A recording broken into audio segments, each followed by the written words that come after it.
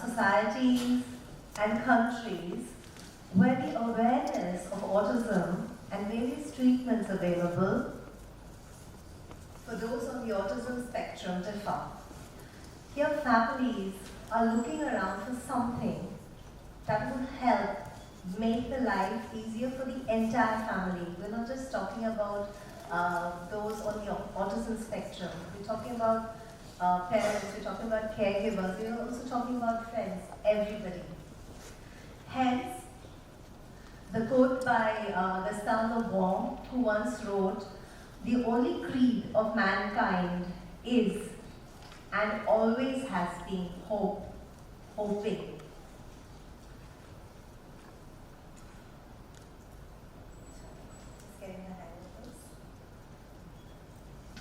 Yoga itself is a multifaceted approach to the physical, the mental, the emotional, and energetic well-being. Ashtanga Yoga, the 8 limbs of yoga, has been effectively used for thousands of years. It's an internal and an external practice. And Aiyana Face Yoga, this area, is a subset. Aiyana Face Yoga is a special technique of exercises, or in India we call them asanas, that target the 57 muscles of the face, the neck, and the scalp, and also the tongue.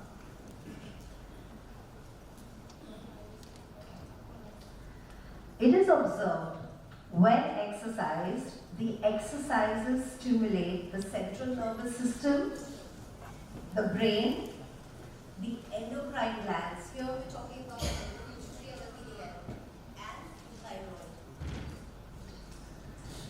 Through these facial muscles, and this increases the blood circulation to the facial muscles. Since its inception, Aiyana Face Yoga focused on beauty and wellness. However, I noticed its effects on neuro conditions and ventured onto this path. This has given a new direction to use the technique, especially on the autism, the neuro conditions subset. Face yoga is proving effective in facial paralysis, autoimmune conditions, autism neuro rehabilitation, neurodegenerative disorders like a stroke, mental health, anti-aging wellness. So you have an entire subset, though yes, we are going to talk on a little different aspect. So autism, rehabilitation, mental health. I break that into autism highlights would be median muscles, motor skills, this is what I'm talking about, oratory skills, and gastrointestinal. Okay, that is something that has surfaced with a big focus, and it definitely has to be looked into. And we're not just talking about people on the autism spectrum, we're talking about everybody. It's a new age, unfortunately, issue which is standing out. Aiyana Face Yoga works to improve the muscle strength, as I said, of the face, the mouth, the tongue, the neck, and the scalp. Okay. Face yoga exercises, like all yoga postures, increase blood circulation, oxygenation, oxygenating the muscles, and thus making the body more responsive, and it helps to regenerate cells. So in a layman's, I would say that these 57 muscles, if they are nicely pressed and ironed, they look good, and the health also is of a positive angle. And if they're not, they're all wrinkly, and health is an issue. So if you can see all these muscles, they're sort of interconnected. So if they're nice and toned, you can imagine for yourself how it would be. Paying attention to repetitive sequencing in exercises, duration of holding a pose. All this addresses the targeted muscle groups, and through that, what is it that we're trying to achieve with respect to the condition of the patient or the individual. Weaken muscles.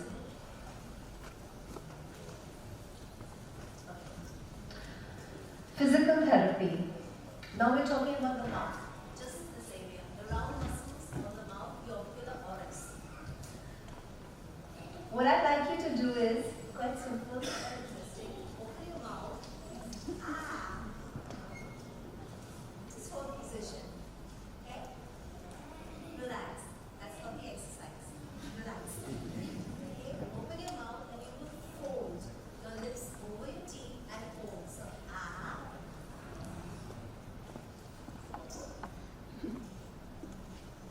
and relax. Keep breathing. Please don't stop breathing. Okay? So, fold. Hold the position. Yes. Can you use the mic? I can't hear you. Can you use the mic, please? If I use the mic, I'm going to have to go there. Then I can, but I will. You're right behind. Okay. I'll say it and then I come back. So open your mouth. Fold your lips over your teeth. Hold the position. Keep breathing. And relax. Can you feel there was some stretch? Okay, we're not, unfortunately, this is not a workshop, but I thought it'd be nice for you to experience because that's the way it works. Okay? This looks very simple. Yeah. Okay. So this looks very simple. Sorry, something happened. Hello? Okay, this looks very simple, but it's very powerful because you're not only targeting this particular area. I showed you that the muscles are so interlinked. So automatically the chin comes into play, the buccinator comes into play. So you have a whole set of exercises with just a simple O. Now the lower jawline, this area. So just open your mouth and drop your jaw. Hold the position. And relax. Drop your jaw and fold your lips. And relax. Drop your jaw and fold your lips. Hold. Can you feel there's a difference? There's a difference when you do the O, there's a difference when you do this, but they're all working on different sets of exercises. Now depending on what you want to achieve, well, there's sequencing, there's repetition, there's stop, there's an interplay with positions. So it's quite scientific in its own way. Okay, even phonetation exercises where you do the E, just a simple E, E, and hold. E, O. Can you feel there are different muscles that are activated? And it's just like phonetation. This helps to improve clarity, pitch, loudness of speech. So especially when you're talking about those on the autism spectrum, you want that pitch to come out, you want the tone to come out. So yes, you're doing different therapies, but this goes straight and aims at that particular muscle, which is supposed to be activating or works for that particular requirement. Then stretching. Okay, stretching. Stretching to maintain range of motion for the head, the neck, and of course the scalp. So the frontalis muscle, that one over there, this muscle,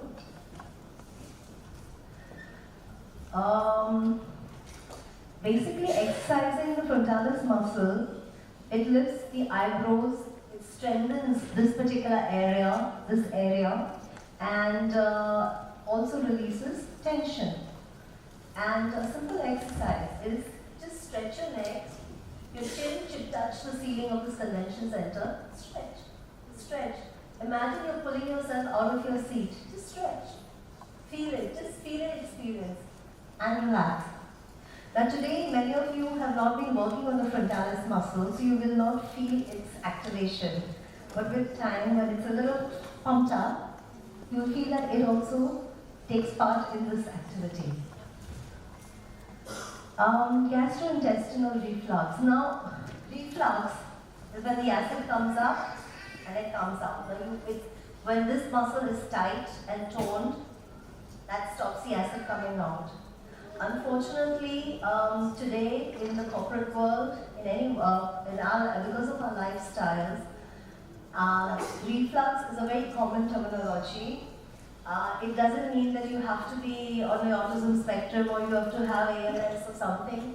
Even a normal individual, unfortunately, is a target of reflux. And one of the most common aspects is your platysma.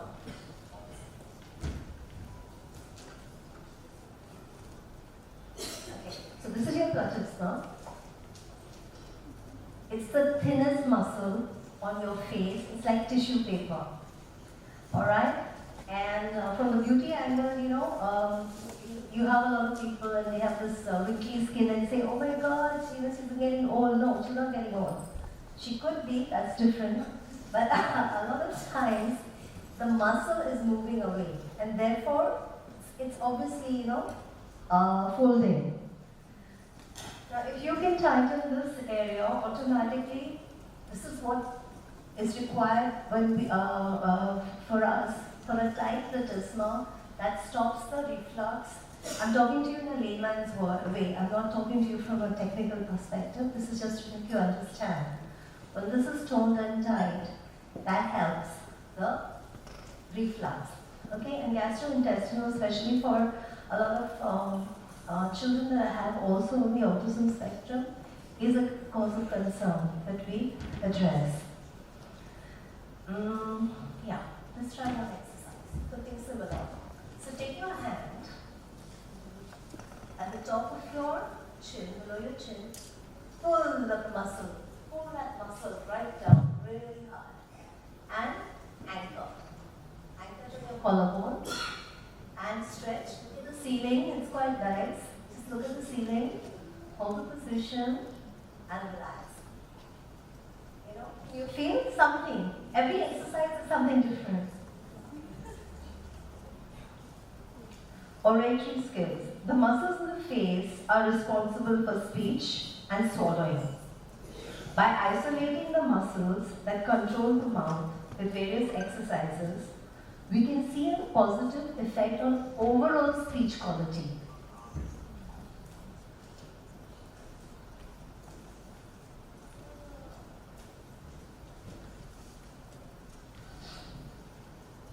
Now, the Aiyana Face Yoga exercises addresses the impairment of moving required of facial muscles. Impairment of moving required of facial muscles. With asanas that focused on the facial muscles for speech, the tone and control. So in a nutshell, you're making movements necessary for speech and sounds for their strengthening, and also shaping the mouth. Okay, for lips to form certain words, like you say a, ooh, getting the lips have to move. A lot of time, the children are not moving those lips. Okay, they're very flabby. They are not able to control them. So it's not except for eating. Actually, getting the lips to be toned or to work out is not that easy. Okay. Then something simple like this. Just take your hand and drop your chin.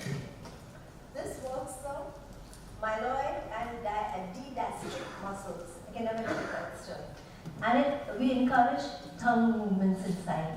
So not only are you working on this side, okay, just see how tiny this little guy is. So you're working on these three specific muscles for increased muscle weakness and coordinated movements. Now, utilizing various facial exercises can help build muscle tone The exercises specifically, like I said, that involve the lip, the cheek, buccinator, the tongue for improving speech and swallowing difficulties, the nervous system and motor nerves.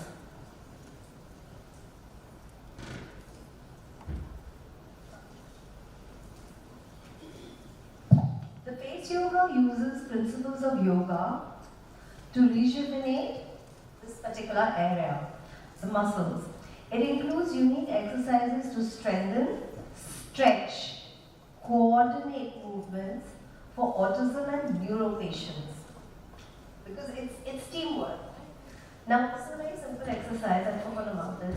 Just fill air and take your fingers and place them on your lips so the air doesn't come out. That's giving you tension. Feel it. That's another experience. Certain exercises help both palpebral superiors muscles to open and close the eyes, and strengthens the porosus and corrugated muscles. So you're again now going to specific muscles within the eye area. So eye movements, coordination, lazy eye, difficulty following an object with the eyes. All this is addressed by the sequence of exercises for this. Now, in fact, certain exercises, face yoga isolates the 57 muscles, and we have designed a routine for eyes and surrounding muscles. So this regime focuses on the orbicular oculi, the optic nerve, the zygomatic minor and major muscles, and even the temporalis here to the side. So absolutely, the temporalis muscle, actually making it work. Otherwise, these muscles like to relax. They're on sabbatical most of the time. So what is the methodology? In a nutshell, what you do is you have repetitive instructions, you have sequences, and all this helps in the skeletal visual processing issues like repeated blinking, eye contact, tracking an object with eyes. So to strengthen tone and also get them back in. Okay, one thing very interesting is the no new neuron theory. Okay, it's stated that as we get older, our neurons die and are not replaced, is being greatly disproved, and there's immense research going on. I base my sessions or my tailoring of my muscle sequences on this, because it strengthens that autism, weakened muscles have to be regularly exercised. Just as they're saying neurons are being formatted at a little different dendritic location, but this proves that look, if you can keep on working on those muscles, you strengthen and tone those muscles, you're definitely going to see light at the end of the tunnel.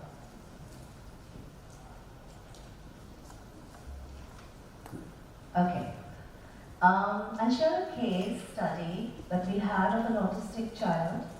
So on the day one of commencement, his tongue, lip, jaw, limited voluntary movement. So what was followed was peripheral facial muscles activity with face yoga. The child has participated in all the sessions 7 days. And that was mirroring of action, repetitive exercises, horizontal, specifically horizontal muscle movements. Okay, not just, working on the horizontal, the vertical format of muscles, and holding the position. Left, right movements, 30 count, extension. So on the 7th day, the observation was the child, when given instructions, his tongue was coming out, he could hold the position, he could follow for short durations, whatever the instructions, the basic instructions based on the exercises were being asked by him. So that's been interesting, and we've been working like this. Mental health. The Aiyana Face Yoga exercises focus on stress, anxiety, while targeting the forehead, the eyes, the temporalis. Here I'd like to talk about even GABA release. You can see that. So this is the India team, but these are the handicap India team. Okay, we had a World Cup in 2019 in England where we had 7 nations participate, and for them it was get them mentally focused. What is the goal that they have to achieve is, winning the cup. When they're on the ground, training is over. They have to be relaxed and focused. And so face yoga was one of the stuff, and it was great because we did bring back, boys brought back the cup to India, and it was great. Yes, it's amazing. And I'm hoping that, we could open up handicap cricket in Tanzania. That would be amazing to have you guys also play with us. Yes, I'm sure that'll happen. Okay. Hold on a second. Okay, the frontalis muscle, as I said. So mental relaxation, eyes, the brain stimulation, blood circulation enhancement. These were the factors that was our focus at that time. To recap, what is face yoga? It's bringing up increases the circulation to the face, the 57 muscles, applied rehabilitation using facial muscles, increase cell nutrient and oxygenation, isolating the muscles that control the mouth with various exercises can have a positive effect on overall speech quality. And especially for those who have a disease or conditions which weakens these muscles. Stress management, of course, and anxiety control. Children, the activity or technique supports the development of the whole child. Good night's sleep. It quietens the mind and they learn to be still. And overall, relaxed and focused. 1 hour of face yoga is like 3 hours with the body. For us. For the children, yes, it's a little different. Okay. Anti-aging is also an important part of face yoga. It's but natural that when the cells become healthy,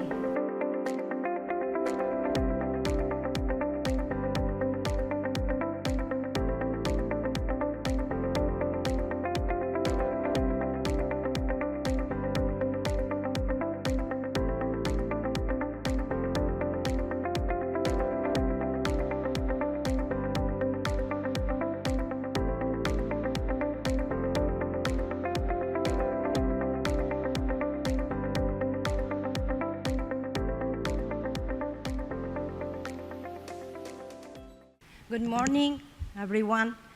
I'm very honored to introduce to you Dr. Temple Grandin. Dr. Temple Grandin is an American academician, an animal behaviorist, and an internationally renowned spokesperson for autism spectrum disorder.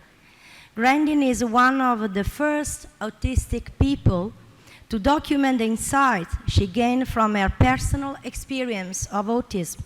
She is currently a faculty member of Animal Sciences in the College of Agricultural Sciences at Colorado State University. Based on her experience, Grandin advocates early intervention to address autism and supports teachers and professionals who can redirect children with autism in fruitful directions. She has been an outspoken proponent of autism rights and neurodiversity movements. In 20 2010, Temple Grandin was listed as one of the 100 most influential people in the world by Time 100, which named her in the Heroes category. In 2011, she received a double helix medal and has received many honorary degrees from many universities, including McGill University, Swedish University of Agricultural Sciences, Carnegie Mellon University. Grandin has been featured on major media programs. She was the subject of the Emmy and Golden Globe winning biographical film Temple Grandin. In 2018, Grandin has a feature in documentary This Business of Autism, which explore autism employment and the success story of autism employers. She has been written up in Time magazine, People magazine, Discover magazine, Forbes, and the New York Times. She is best known for designing the Hug Machine, which is a deep oppression gadget planned to calm extremely sensitive people, ordinary people with autism. Temple Grandin, thank you. Hi, I'm Temple Grandin. I'm a professor of animal science at Colorado State University. In fact, I've been at Colorado State University for a long time. And I have autism. I had no speech until age 4. And I was very, very lucky to get into some very, very good early education. I cannot emphasize how important it is to get little 2-year-olds and 3-year-olds who are not talking into therapy. And if therapy is not available, then you get grandmothers to work with the child. Get grandmothers that know how to engage that child, teach them how to take turns at little games. Let's say the kid's lining up blocks, then have the child take turns with you lining up the blocks. Also, you want to teach speech. I want to give you a hint. Slow down when you talk to these kids. Slow down and give the child time to respond. These kids are like a phone with bad service. You have to wait for it to download the web page. That's how these kids are. So I want to work on speech, turn taking at games, and then skills, things like washing your hands, brushing your teeth, putting a shirt on, basic skills. And if you're getting good progress, the kid should like going to therapy. The child should enjoy therapy. And if therapy is not enjoyed, then you're pushing them into sensory overload. But I cannot emphasize it enough. You have little 2- and 3-year-olds that are not talking. You must start working with them now. Absolutely now. Now, my very first slide shows a picture of me teaching my class. I'm a college professor. And there's been a lot of issues about identity recently. And my identity is my career. I'm now 76 years old. I've taken my speaking engagement money and paid to put graduate students to the university. I have 3 that are now professors. Very proud of them.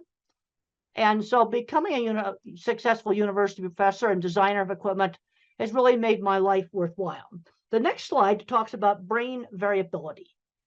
Autism is a continuous trait. You can go from slightly awkward and nerdy to somebody who's nonverbal that may have severe epilepsy and mobility issues. It's a very big spectrum. And a brain can either be sort of more cognitive and thinking, or a brain can be more social, emotional. And in the mildest forms, it's a personality variant. The other thing I want to warn you about diagnosis is over the years, doctors have changed the diagnosis. Back in the 1980s, to get an autism diagnosis, a child had to have a definite speech delay. And then in the early 90s, you get the Asperger's where it was autism, no speech delay. And then in 2013, they merged it all together. And that's really made diagnosis difficult. But if you have a child that's not speaking, you need to be working with them. And if they don't gain speech, then what you need to do is give them a way to communicate. And one of the simplest things you can do is have them just type on a tablet using the text messaging program. There's lots of old tablets around. And that can be used as a communication device, or a picture board where they can point to things, or sign language. But if you can't get the child to talk, quickly, then you've got to give them a way to communicate. Because not being able to communicate is so frustrating. I can remember screaming when I couldn't tell my mother I didn't want to wear a hat. It was the most frustrating thing. Now, in the family histories of people who are autistic, you often have a lot more scientists and computer people. And then if you have bipolar, then you have more people in the arts. Now, a lot of famous people probably were autistic. Thomas Edison is shown on the next slide. He probably was autistic. And on my next slide, Einstein is shown. He had no speech until age 3. He would be in an autism program today. And he was one of the most brilliant mathematical geniuses of all time. Now, the next slide shows a picture of a launch pad.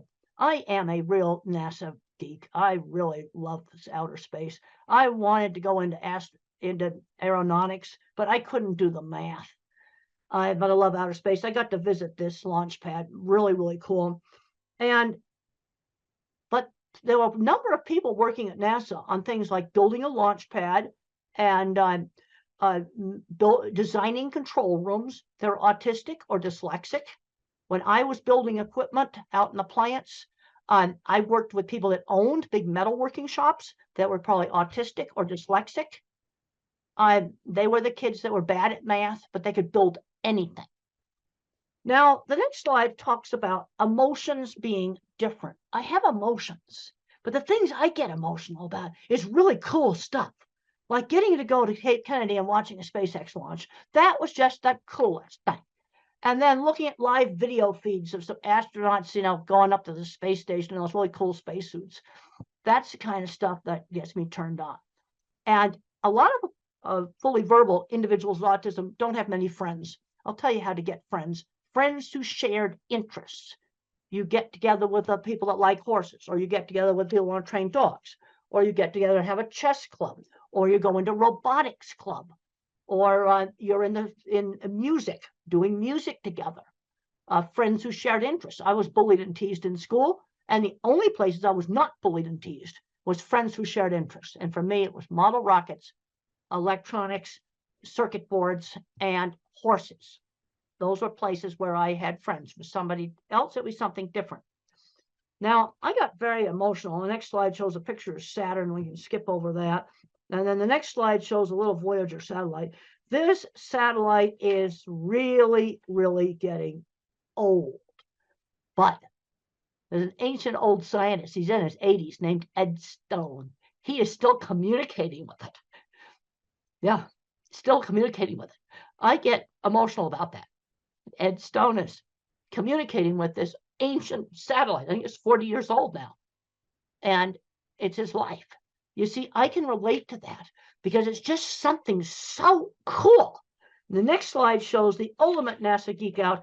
I got to sit at the head controller's station and mission control for the old space program. It's a picture of me there. Now, the next slide I talk about, just don't get hung up on the labels. Too often, I'm seeing kids where you're getting too much into the label. They say, well, the kid's got a label. He's not going to be able to do anything. I've heard this over and over and over again. He's not going to be able to do anything. Even with some of the kids that have physical handicaps. They'll say, well, he can't walk. They'll never go to school. They'll never get a job. But I worked with a lot of autistic people that owned businesses. This is what really frustrates me. So don't get hung up on the labels. Okay, we have a 3-year-old that's not talking. Let's work on getting them talking.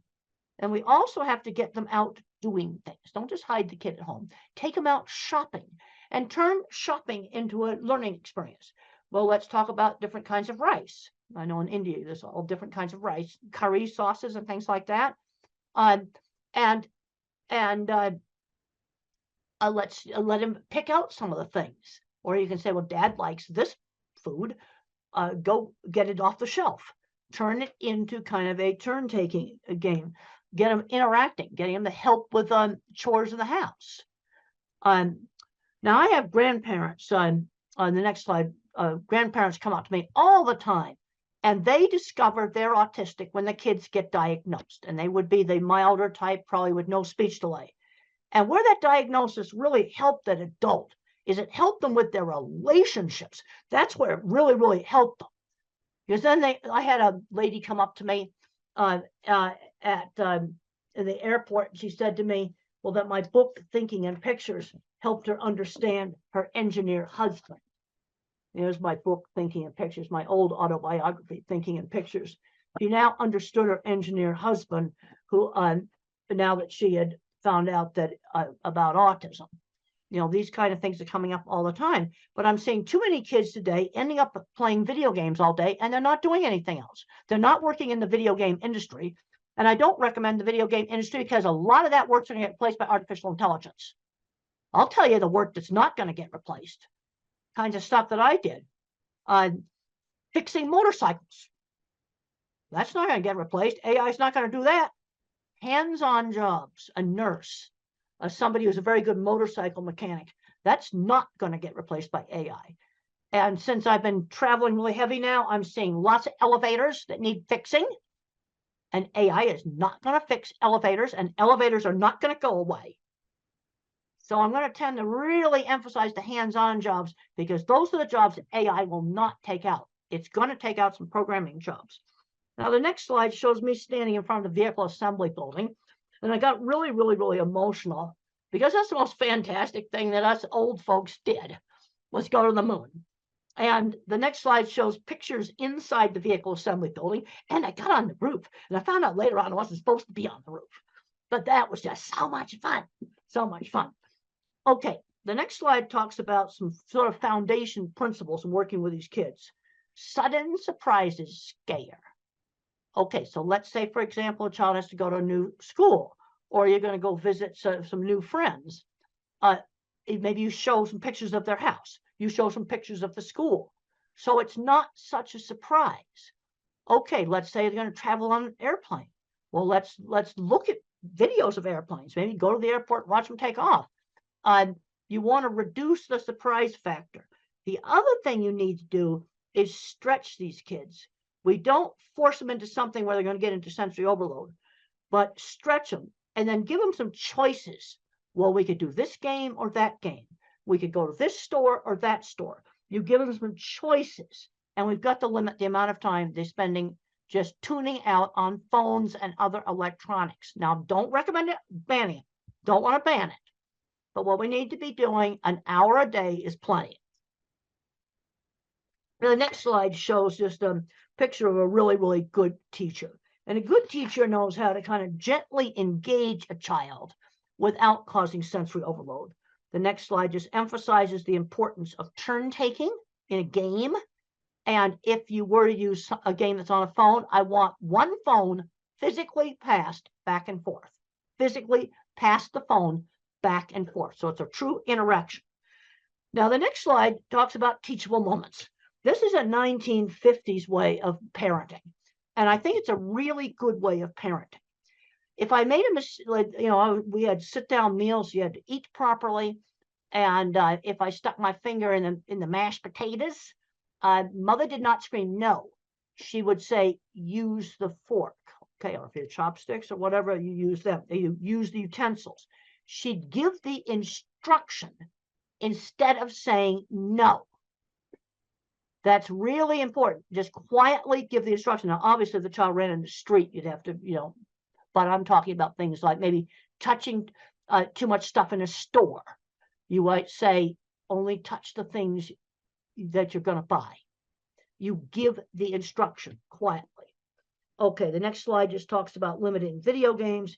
One of the things we've got to avoid is these kids just becoming recluses in their room.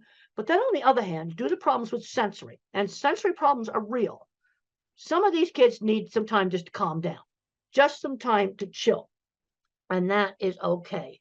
But some of the recent research going on with the social media use, again, I don't want to ban this stuff. Some kids play a video game where they can talk to friends. That I don't want to take away from them. But they can't be doing this for 10 hours a day. That's something that they just cannot be doing. The next slide talks about just providing some choices. So you might say, well, you could do robotics, or you could do soccer, or you could be in a theater group, or you could be in the school band. You could do karate's. Cub Scouts is an American program for kids where they learn camping and other skills. So we're going to get out and we're going to do things, but you give them some choices. Now, the next slide shows a little child blocking his ears. Sensory problems are real. That's part of autism. And And one of the ways to help a child that's afraid of something that's really, really noisy is to let them control it. Hair dryers, vacuum cleaners. Let the child turn that thing on and off where they control it. And I've talked to several families where the vacuum cleaner went from the most hated fear thing to the favorite toy when the kid could control it. Same thing with car horns. Let the child beep it.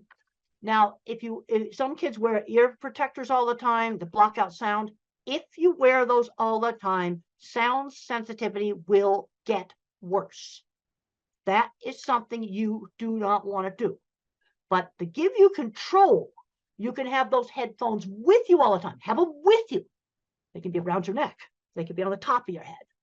Have them with you. And then you only wear them when you get in a really noisy place like the train station. Okay, so if something really noisy like that, you wear the headphones. But the rest of the time, you have them off. But you have them with you. You see, this control is so important. And then another thing we have to be looking at is problems with flickering on LED lights. Some LED lights flicker. I just found out one of my students who's not autistic, but sensitive, that our beautiful new lecture hall has lights that flicker. In new construction, let's try to not build that. Let me tell you how you can find them. Take this thing out here, right here, put it on slow motion video, and take pictures of the room, and you'll find the bad lights. So what do you do if you have a classroom with awful lights, which unfortunately, I just found out that our beautiful new classroom has awful lights. Well, there's two things you can do. Put the desk over by the window, or go find an LED that does not flicker.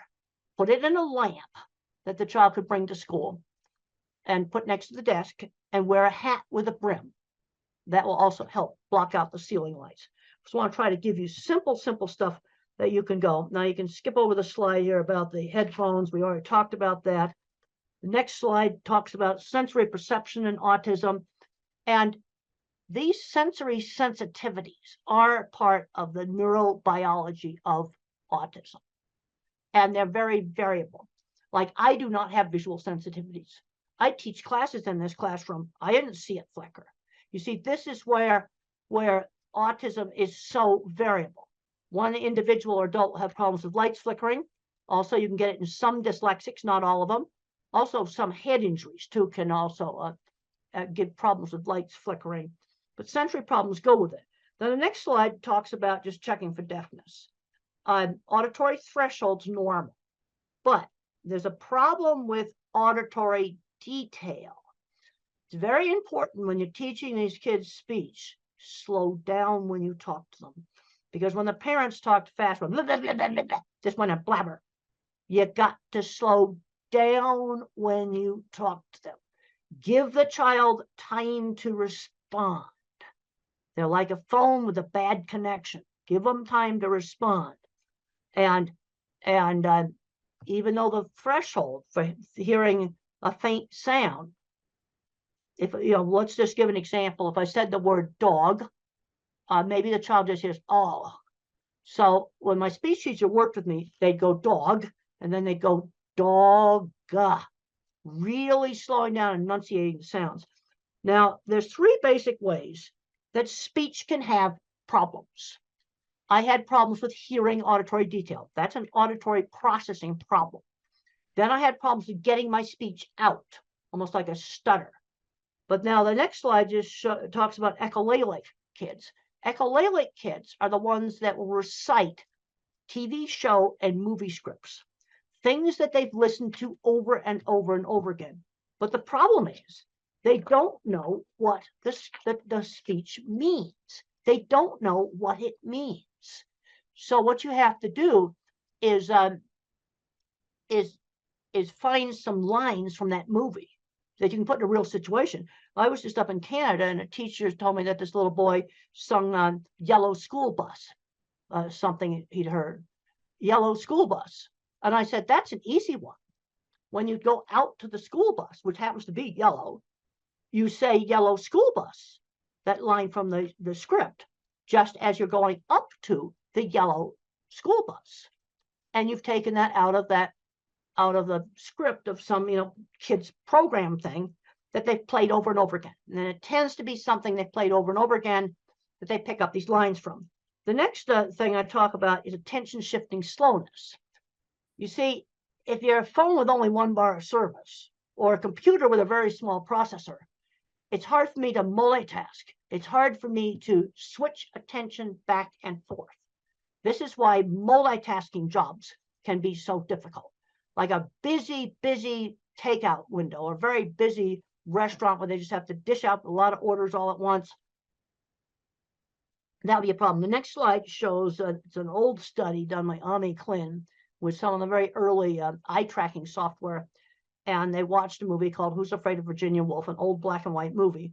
But look at how many times the normal person looked back and forth between the eyes. There's nothing in this paper about attention shift. It's all about social. The normal person looked at the eyes. But I looked at this, the autistic's trying to read lips and the mouth, and look at how many times the so-called normal person has shifted attention compared to the autistic. This is the best picture I have gotten, this ancient old paper on attention shift. Now, the next slide just shows a little thing that I did on a childhood assignment when I was 5 years old, and I was so frustrated. And I was supposed to mark the pictures that began with the letter B. B as in beautiful. I knew my alphabet, and I marked a suitcase as a B for bag. And they didn't give me time to explain that in my family, we called them bags. And it was so frustrating because I understood the B concept. The next slide shows how some people that have visual processing problems can actually have images break up. And this is a slide from some of the people with migraines also have some of the similar things. The next slide just shows some video interference that might be kind of give you an idea of what the individual very severe visual processing problems might have. And if you're working with nonverbals, there's some really good books like Tito Mukhopadhyay, he's from India. How Can I Talk If My Lips Don't Move? It's a great book. And he describes problems with sensory scrambling, visual scrambling, and problems with motion. The next slide shows an escalator. And children with visual processing problems or adults with visual processing problems often hate escalators. Another thing that they'll complain about is the print jiggling on the page when they read. The next slide just shows that. It shows the print jiggling on the page. Now, I want to make it very clear. This does not explain all dyslexia. It only explains some dyslexia. Okay, the next slide shows some simple things that you can use. Try printing the homework on different pale colored papers. Now, this is one of my children's project book, Calling All Minds. And look at how it gets some nice light blue there. Like try printing the homework on the real pale, light colored paper. Try maybe pale green, pale tan, pale lavender, pale purple. I've seen this really work. Experiment with different fonts on the computer. Experiment with different backgrounds. And that may work. It only works on a subgroup. And then I already talked about using the light to block out some of the bad lights. The next slide just talks about very severe sensory problems. Extreme efforts required to screen out background noise. For example, if I'm in a noisy restaurant, very hard for me to hear. And I also have problems with fast chit-chat conversations. They just go too fast for me to follow them. The next slide is the title of a paper called Environmental Enrichment is an Effective Treatment for Autism. That's the title of a paper. And what's done in this is you might hold a warm cup and then smell maybe cinnamon. Okay, so you're stimulating two senses at the same time with a lot of emphasis on touch and smell. Or you might listen to music and hold a cold water glass. Very simple things. And what you're doing is always changing those things. And it has some efficacy. It's actually a evidence-based method as an adjunct. It doesn't replace speech therapy or something like that. Next slide are some of the really best books written by individuals who do not speak, but they have a good brain inside there. And my favorite is the one from India, Tito Mukhopadhyay, How Can I Talk My Lips Don't Move? Is my absolute favorite. It's available on Amazon as an ebook. These are all available on Amazon in ebook format, which makes them easy for you to get. And if you're working with a child that does not learn to speak, these books, you must read these books. You know, they're wonderful books, and you'll really understand. The next slide just shows some brains. And the thing is when you hear a word, you see a word, think about it, different parts of the brain turn on. Now, where we've got a problem in the brain is lots of times with the interdepartmental communication between these different parts. The next slide just shows, next two slides just show some really cool brain scans that were done on me of the interconnecting circuits. And then we can go down to one that says axon projection field much less organized. One of those is mine, and the other one is a so-called normal one. And this explains why I had problems with expressive speech. I had less fibers for speak what I see. The next slide just circles the less fibers. And then on auditory, I got just a little tiny one. I'm not auditory. The thing I can't emphasize enough, it's showing in the next slide, there's a three-dimensional drawing drawn by an autistic child, develop the kid's strengths. And this is something I really emphasize in one of my newer books, Visual Thinking, The Hidden Gifts of People Who Think in Pictures, Patterns, and Abstractions. Work on the strengths. So how do you figure out what a kid's strengths are? Well, visual thinkers like me like to build things, and we like to do drawing. Art and mechanics, those two things go together. You might have another kid who's mathematical, then move that kid ahead in math. Or another kid that loves verbal facts. These are history lovers.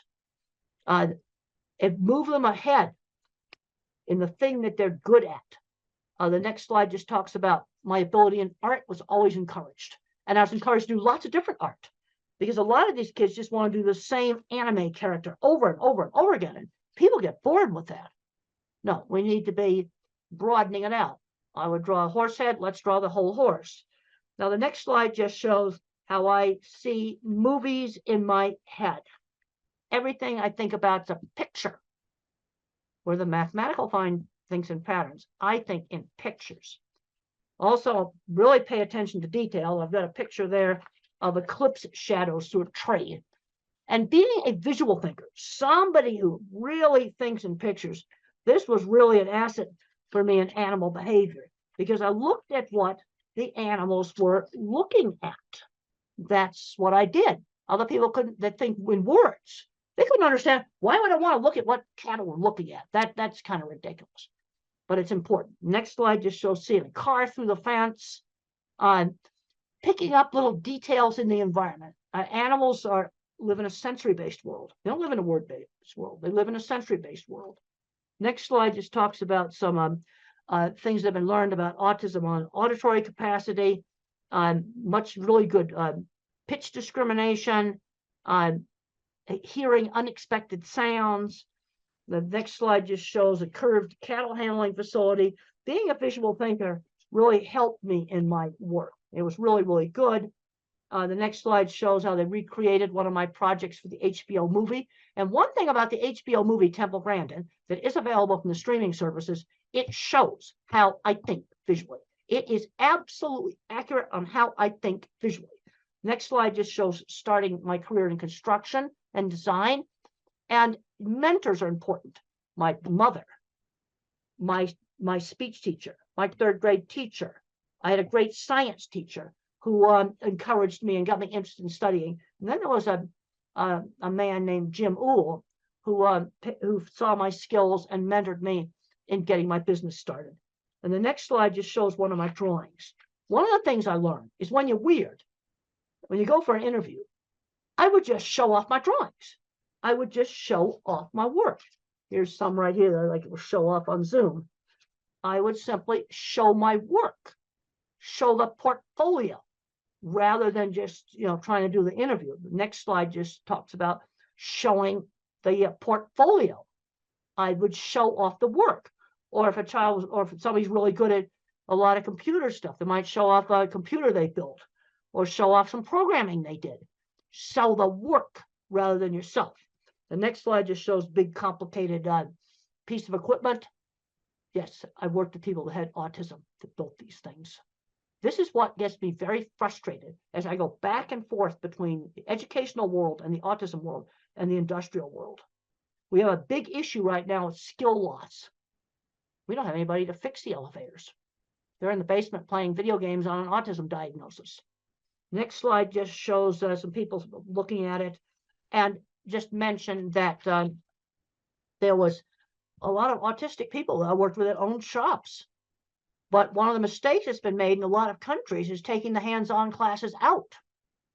And I discussed this in my book on visual thinking. It's one of the things I discussed in my book, Visual Thinking. I discussed, the skill loss we've got on taking those hands-on classes out, because that person that's super good at fixing that elevator may not be very good at algebra and math. I still never passed an algebra class. Now, I didn't know that I thought visually until I was in my late 30s. And I'm going to show you how I found out. I realized this is one of the slides. I realized my thinking was different when I asked people to think about church steeple. Okay, why did I pick that out? Because it's something prominent in the environment that you don't own. Most people could see their own car or maybe see their own house if I ask them about it. So I say, think about a church steeple. How does it come into your mind? Now, visual thinkers like me see them come up as individual pictures and name off where they're located. Where somebody that is very, very verbal may just see two lines. This was a shock to me. They might just see two lines like that. That's all they see. And then these flash into my mind like Google for Images. I've got a whole bunch of slides here showing off individual churches. And then you've got different types. You've got great big cathedrals. You've got small. I can then, as I see more of them, I can sort them into like chapels versus cathedrals. And then I get into some slides that show that I have a huge visual thinking circuit in my brain. Huge. That's why I'm a visual thinker. Okay, then in other countries, instead of steeples, you can just use mosques. Same thing. It's out there in the environment. You can see the minarets. They're different. I've looked at them. They're different. Be the same thing. But it's not something that most people pay attention to the same way they would their own. They'll think about a house, then you might see your own house. That's why I don't ask house. So I got two slides there showing my big visual thinking circuits. Then I got a slide where it shows like working memories pretty well shot. This brings up another accommodation that can save a lot of jobs. And it says, use a pilot's checklist. The slide that says that. I cannot remember long strings of verbal information. Let's say it's something simple like cleaning the ice cream machine at McDonald's. Well, I need a checklist for the take apart steps, just like a pilot checklist. Cleaning steps, 1, 2, 3. Reassemble, put it back together steps. Because if they just go yak, yak, yak, yak, yak, yak, I can't remember. I have a terrible working memory. And I need an external working memory. And there's many, many jobs where using a pilot's checklist format would save a lot of jobs. Just let them write down the steps. And you can look pilot's checklists up online. And on for a big airliner, you might have 100 items on the checklist. They don't throw 100 items at the pilot. It's chunked, pre-taxi, pre-takeoff. It's put into different parts of the flight. That'd be similar to take the ice cream machine apart, then clean it, then put it back together. But there's a lot of situations where using pilot's checklists would save a lot of jobs, because employers will go, oh, I want to show them how to do that. He's stupid. Well, this is where I need that external working memory. The next slide is a super important slide on the different kinds of minds, which is a major theme in my book, Visual Thinking. And the correct name for my kind of mind is an object visualizer, because everything I think about is a picture. And the kinds of stuff that we're good at, art and mechanics, because you can see how things work. Art and mechanics, also photography. But that's what we're doing good at. Horrible at abstract math. I worked with people that owned shops that were designing and patenting all kinds of equipment that couldn't do algebra. You see, this is where the hands-on mechanical genius, it's a different kind of mind. Then you have your visual spatial. This is your pattern thinker. This is your mathematician. This person thinks in patterns. Patterns, not pictures. They're going to be your chemists, programmers, physicists, things like this, things with math. And then you have the person who's a verbal fact thinker. They think almost completely in words. And if it's an autistic person, they often love history. They often love facts about maybe sports, different sports and things like this. They'll know all of the words for all the different players and things like that. So let's look at the jobs for these different kinds of minds. My kind of mind, mechanical stuff, fixing stuff, inventing mechanical stuff, photography and art, mathematicians, computer programming, electrical engineering, the more mathematical parts of engineering. Because one of the things I've found in working with these big food companies is that the shop people, people like me, invent mechanical equipment. The more mathematical mind has to make the refrigeration systems in a food processing plant work and make the boilers work. That stuff requires more math. So you need the mathematician mind to do engineering, but you also need my kind of mind who can't do algebra to work on the mechanical things. And then what the verbal thinkers, good jobs for them, specialized retail. There's been some really good successes in selling cars, selling specialized business insurance, selling sporting goods, where they're recognized for their knowledge of the products, selling phones, and not try to sell somebody the most expensive phone, but sell them the phone that's right for them. Because where we're really falling down is on the job front, getting them into jobs. Let's start off with chores for little kids, 11-year-olds, maybe helping out at a fruit stand or, some little market stall, doing a job at a community center, walking dogs for people. I want them doing something on a schedule outside the home. Really important, because the moms often tend to overprotect, is that they're legal age, they need to get a real job.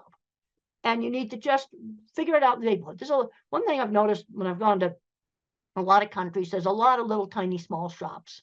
And I drive by those shops and I'm going, oh, that little clothing store would be perfect for this autistic girl to start doing some work in. And you just set it up in the neighborhood. Mother did that with me. When I was 13, she got me a little sewing job with a local seamstress who worked out of her home. It was just something done in the neighborhood. But they've got to start learning how to do things outside the home. This is really, really important. So we start making that transition to work before they graduate from high school. I cannot emphasize this enough, because work skills are not the same skills as academic skills. Now, I was a goof around student until my science teacher motivated me to study, because being a scientist, you had to study. And I made up for like 3 years of high school where I goofed off really quickly. But I'm seeing too many kids where they're not learning how to drive. They're just not learning any skills. Okay, when I was 8 years old, the next slide talks about use a variety of teaching methods. When I was 8 years old, I couldn't read. Mother taught me with phonics. I already knew my alphabet. And she would read out loud, find a book that I was interested in. We had a book in the US called The Wizard of Oz, a really fun book. And she'd stop at an interesting place and then have me read more and more. And I very quickly learned to read with phonics. It wasn't that hard. There's all kinds of complicated stuff online. Oh, we didn't use any of that stuff. I already knew my alphabet. And I already knew the little alphabet song, A, B, C, D, E, F, G, yeah, the little song. And that has half the sounds. And I was able to learn how to read. And I very quickly went from, I was 8 years old, no reading. I immediately went up to the 12-year-old level of reading very quickly. This next slide just shows like there's kind of two ways that mathematicians kind of do things. You have the one that's all totally algebra, then the ones that are more geometric. The next slide just says if you use a Google image search and you put mathematical terms in, you can find so many great stuff. Then I've got a slide of a plant that has mathematics in it. Then I've got another slide that shows Penrose tiling. That's what Stephen Hawking used. And I really, really like what Stephen Hawking had to say about disability. Concentrate on those things. Your disability doesn't prevent you from doing well. He could do math in his head super well. Next slide just talks about getting interesting magazines and things in the school library, fractals. I've got a whole bunch of slides here that just show cool, interesting stuff. Then there's a picture of me with a horse looking at me sawing a board. And friends who shared interests. A lot of kids aren't doing enough hands-on things. AI is not going to take away hands-on jobs. You're still going to have a nurse in the hospital. That's not going to go away. There's a lot of jobs like that, and jobs fixing things, mechanical devices. Yeah, there's a lot of things that 3D printers can do, but guess what? Somebody has to fix the 3D printer because it's a mechanical device controlled by a computer. And the next slide just shows some kids today, they don't know how to use a ruler. They don't know how to put a hose on a faucet. The next slide just shows a beautiful rainbow. So when I think about really abstract stuff like, okay, religion, I kind of look at that rainbow. It's so beautiful. I also have a picture behind me of the deep space field from the Hubble telescope, and it's got thousands of galaxies out there. You know what's interesting about that? The scientist who did that pointed the Hubble at nothing, and he found all the galaxies. Let's talk about the next slide about bottom-up thinking. Okay, verbal thinkers will get a top-down concept, like maybe let's have a inclusive classroom, for example. All right, that's a good thing to have. I want to see autistic kids mainstream into a regular classroom. But how do we do it? Bottom up, I'm thinking specifics. Okay, the LED lighting issue and the flickering. Bullying has got to be gotten under control. Those are two things we have to do. Using the pilot's checklists would be another thing. You see, those are specific things that you could do to make a classroom more inclusive. The next picture just shows autistic kids sorting different things in his mind. And my mind's like a spreadsheet. So when I was a little kid, I said cats are smaller than dogs. But then when our neighbors got a little tiny dachshund, she was the same size as a cat. So I had to find other features that she shared with dogs, like barking, the dog's smell, and the shape of the nose. Now, the bullies used to call me tape recorder, and I've got a picture of a 1960s antique tape recorder there. And I didn't know why they were calling me that, because I'd always used the same phrases. But then as I got out and I did more and more things, then I got less and less and less like a tape recorder. Okay, teaching number concepts and generalization. Okay, count a variety of different things. Teach fractions, maybe cut up on, cookie into 4 pieces. Teach fractions. To teach concepts like up and down. If you go down the stairs, the plane went down and landed. I put this cup down. And you want to show several different examples, because if down was only related to the stairs, I think it only applied to stairs. So I've got to give different things where I use the concept of down. And then the brain pictures there just show that looking at things is more interesting than people. Yep. I get really turned on about things like the scientist who had the guts to point the Hubble at nothing, and he found everything. The other scientists thought it was stupid to waste the expensive observing time on looking at nothing. Single most important picture that telescope took. Okay, the next slide is just more stuff on friends who shared interests. We've already discussed that. And the next thing on 1950s upbringing, this is where there were some things, social things, at least in the US, were taught in a much more structured way in the 50s. Turn taking at games, being on time. That was drilled into me. And I think we had a big, huge school clock that was this big. And every time the second hand went around, the minute hand did 1 click. I could see it. I think, and you can get these electronic ones, battery operated versions of these clocks. They still exist. Help with time.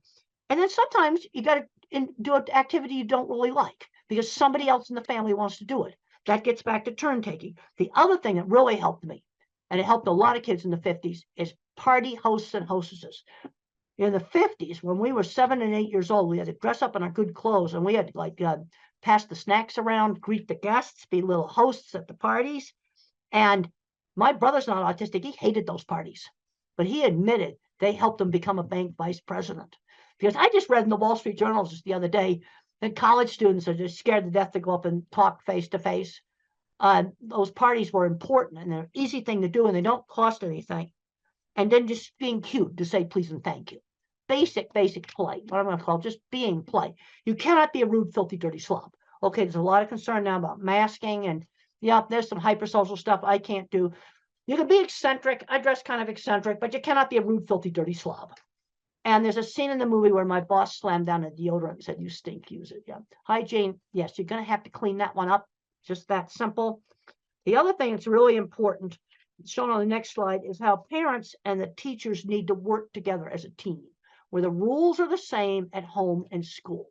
And my mother and the local teacher kept really in close contact with each other. The next slide talks about teaching social skills. It's like teaching somebody how to behave in a foreign country.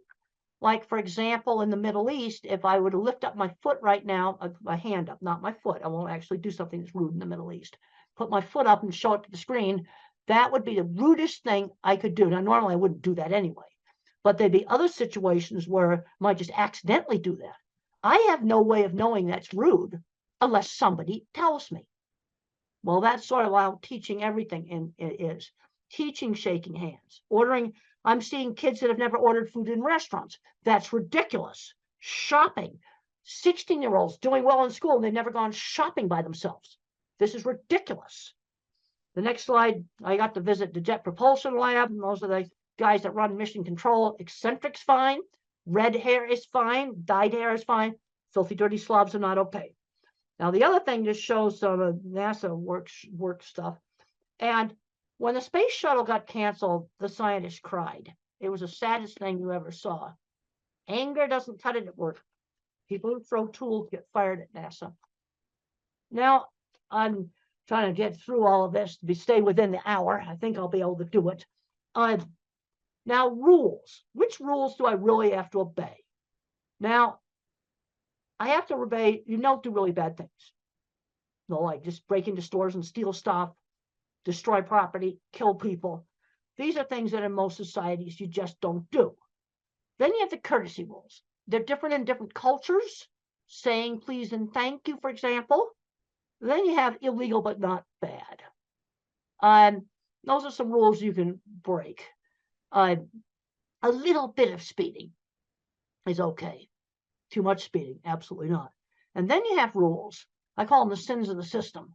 These are getting so sensitive right now, I just about won't even mention them. But they're things that can get you in more trouble than the really bad things that are forbidden in every society. I mean, just wrecking property, killing people, stealing stuff. That's stuff that in every society. But these are things where I'm just going to say this list is expanded. And the penalties are really, really severe. And you don't touch these dogs. They bite hard. Don't touch them. And they're getting so controversial, I don't even want to mention them. Okay, teaching values. Teach the golden rule, one specific example at a time. Treat others the way you want to be treated. So I'm thinking about the 2 wallets I got helped get returned at the airport. That's not Mother Teresa, but it's something good. Those people are very happy to get their wallets back. That's treating others the way you want to be treated. Also, the TV shows I watched in the 50s had much better values. Oh, see the rubbish that's on TV now today. We'll just leave it at that. Now, another big problem that I had, and I got to have time to talk about that, is problems with anxiety. And a lot of these anxiety is biological. The next picture shows my squeezing machine. And the squeezing machine, deep pressure, helped calm me down. And for some individuals on the spectrum, deep pressure is really calming. I found out that my fear center was bigger than normal. The next slide. And I used to be terrified of public speaking and terrified of airplanes. And one of the ways I got over being terrified of airplanes was getting to ride in the cockpit and making aviation interesting. Take the thing they're scared of and make it interesting. Things get interesting. They tend to be less scary. But I have been taking antidepressant medication for the last 40 years. I'm on an old drug. Okay, it's fully explained in my old book. And you know what? The meds haven't changed. The generic meds are the same stuff we had 25 years ago. And so thinking in pictures is still accurate. We just did some revisions just a couple of years ago on it.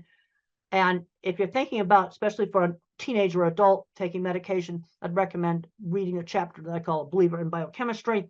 But a big mistake made with antidepressants is too high a dose, way too high a dose. starter dose or less. Because if you go too high a dose, you get agitation and insomnia. No, the medication saved me. Colitis and other very bad stress-related health problems cleared up. They really helped me. That there's way too many drugs given out to little kids. Way too many powerful drugs given out to little kids. I'd take an old-fashioned antidepressant, Prozac or fluoxetine or sertraline, that's Zoloft, or Celexa. Some of these other drugs also work well. The next slides just show a rear view of my squeeze machine and how you can do cushions for doing deep pressure on children. There's another slide there showing swinging a child. And sometimes when you swing a child or when a child rides a horse, they say their first words because of the rhythm. Another slide just shows a weighted vest. These are things you can try. They don't work for everybody. See, this is the problem. Work for some and not for others. But if you work on kind of desensitizing to touch, that can be really, really helpful. You see, I could control the squeeze machine. Let's get back to this whole thing of control. Exercise. A lot of kids aren't getting enough exercise. I got a slide in there saying I do 100 sit-ups every night. I hate every one of them. Burst of hard exercise really can be helpful. Really helpful. Then my elementary school life skills training, we talked about the party hostess. Another thing I sold candy for charity, and I was shopping by myself, little toys. I got a little allowance, and I'd buy comic books with that. But if I wanted this little toy airplane, I had to save for 2 weeks. I was learning how to save money when I was 7 and 8 years old. The next slide just shows my work experience. I had a lot of work experience before I graduated from college. This is really important. I cleaned a lot of horse stalls. I had a little sign painting business, and I had to learn how to make a sign that somebody else is going to want. And my first sign was for a hair salon. So I put shampoo lady on it from a brand of shampoo. The next slide shows an ugly shed that I made look nice. You see, I had to do work that other people would want. And the next slide shows me painting a goofy sign for the Arizona State Fair. You know how I got that job? I showed off photographs of my signs. And the next slide shows my sign painting truck. And how did I learn to drive? This is a major hurdle. It's going to take longer. You have to spend more time practicing in a really safe place, like a big stadium parking lot, a big open field where there's nothing to hit, absolutely nothing to hit. And you practice like 20 minutes a day, maybe for a couple of months, maybe for 2 months, until you no longer have to think about how to push the gas, how to work the gear shift. You've got to get that operation of the car into what's called motor memory before you do traffic. Go at it a lot more slowly. And then I just have a slide there, tasks outside the home, a whole bunch of tasks there. That might be different in different countries, but the bottom line is I want them doing a task on a schedule outside the home. And this needs to start like at 11 years old. In the US, that replaces paper routes, which we don't have anymore. Next slide just shows, Lego Mindstorms might be one activity. Then I've got a slide in there that people were impressed with my drawings. That's really important. Then I've got a bunch of slides here that show selling myself rather than showing off my work. I got a whole bunch of slides on showing off work. Talk about showing kids interesting things. The other thing on getting jobs is we need to be getting in the back door. And there's a picture in there that shows the Swift plant where I first started, and I met the wife of the plant manager. Yeah, you see, use connections. And then there's my, I was wearing this shirt that's in the Cowgirl Hall of Fame when I met them. Using, connections to get into jobs, finding mentors. I know I'm running out of time here. Gotta just rush through this. Finding mentors. My mother, my elementary school teacher. These are so important. And then I have a bunch of slides here that show jobs for the different kinds of thinkers. I don't think I need to read all of that to you. You can look at those. And then to finish up, I've got some stuff on medication in here. Let's try exercise before you try a drug. You know, it's like, one of the big things that's a problem is way too many drugs are handed out like candy. That is wrong. And the medication I am on, the antidepressant, is, you know, relatively mild medication. The other thing is try one thing at a time. So let's say you try a supplement, like a gluten and casein-free diet, for example, that helps some kids. Try one thing at a time. If you do a new school and a drug at the same time, you don't know what worked. This is just a basic thing. And no medication is going to give you 100% control of anything. Okay, now in troubleshooting behavior problems, you got to figure out, is the problem biology? Because you might have a nonverbal person that doesn't speak, and they got a stomach ache, and they can't tell you about it. That's going to make a lot of behavior problems. That's biology. Or maybe there's certain loud sounds bothering, or that's biological. Now, behavioral, sometimes you do things to get attention. The whole frustration with not being able to communicate is huge, but I have kind of a little troubleshooting list there of things to try to, especially with nonverbal clients. Then I have a list of painful things that can be wrong with a person who is nonverbal. There's been horrible cases where people have died from a burst appendix. They were nonverbal and they couldn't tell the doctors that they were hurting. And there's a whole list of things that can be painful things. There's some books there that might be helpful. Okay, some of the supplements, probiotics. I take probiotics. They've helped me prevent urinary tract infections. They've worked. But I'm taking one probiotic. I'm taking one regular medication, discipramine, an old-fashioned tricyclic antidepressant, and I take one probiotic. I'm not taking pharmacies full of stuff. You know, let's try to figure out the stuff that works. I then have a list of the antidepressants, and in low doses, the things that they're good at is anxiety. I don't know about depression, but they work for anxiety. Low doses. And then you've got the atypicals. That's the heavy, much heavier drugs and much more side effects. Things like obesity, for example, can be a side effect, and some shaking disorder. And, you know, you want to try to use the lowest dose that will work. Sometimes very, very tiny doses of risperidol help with sensory, but I mean tiny doses.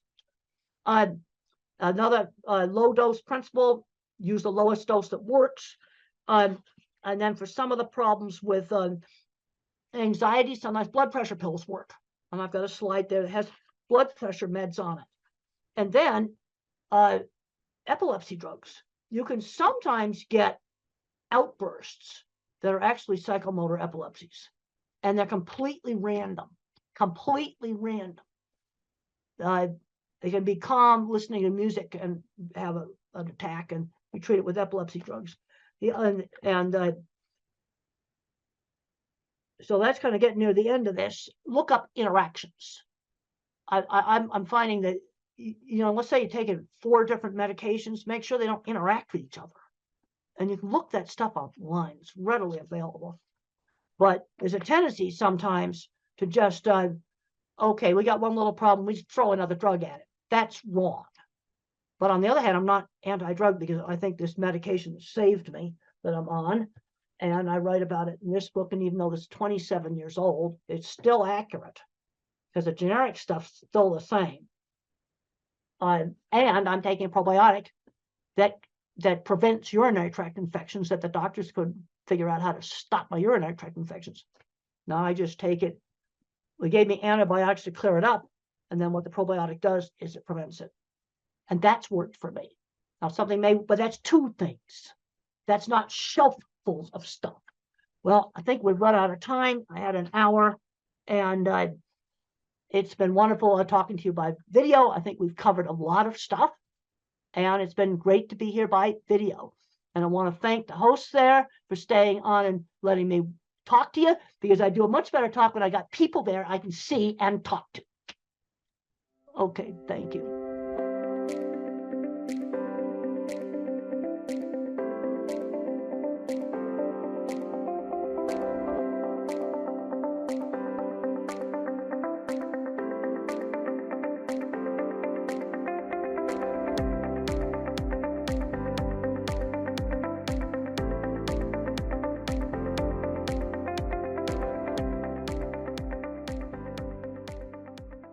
you're going to hear from 3 mothers who are having autistic children and very good professional doctors, 2 of them.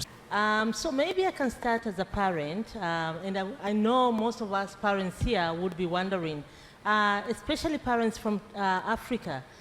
So we're wondering, what are the more advanced interventional therapies, across the world? Because in Africa and in Tanzania, to be more particular, we're already used to the normal basic therapies. So we would like to know from you, doctors, what are the more advanced, intervention therapies out there? Yeah.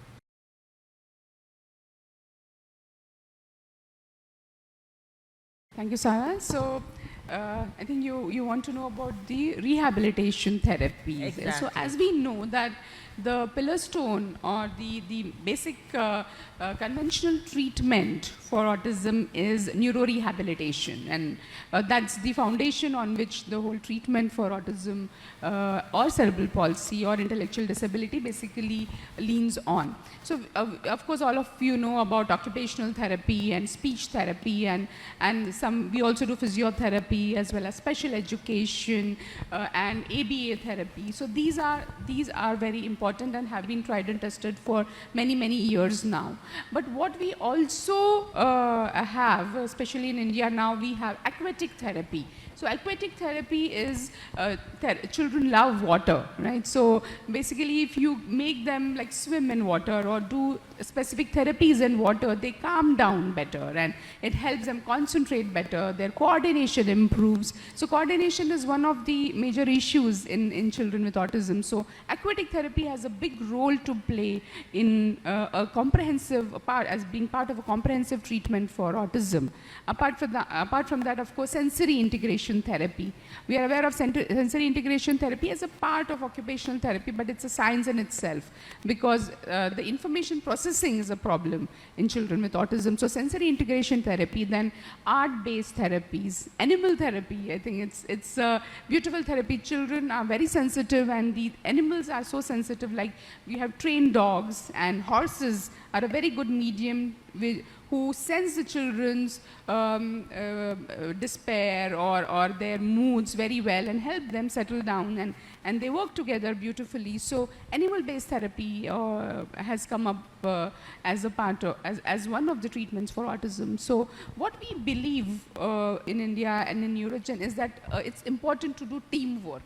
So everyone working separately, you will achieve a little bit, but when you work as a team, together everyone achieves more. So comprehensive holistic rehabilitation, which happens together under one roof, would be the ideal situation to get treatment for children, and especially parents understand the importance because they are going from one place to another to get rehabilitation from different people, trying to squeeze in everything in one day. So comprehensive holistic rehabilitation under one roof which combines conventional rehabilitation with advanced rehabilitation treatments like aquatic therapy and sensory integration therapy, along with ABA and speech and special education and art-based therapy and animal therapy would be the best combination, we believe.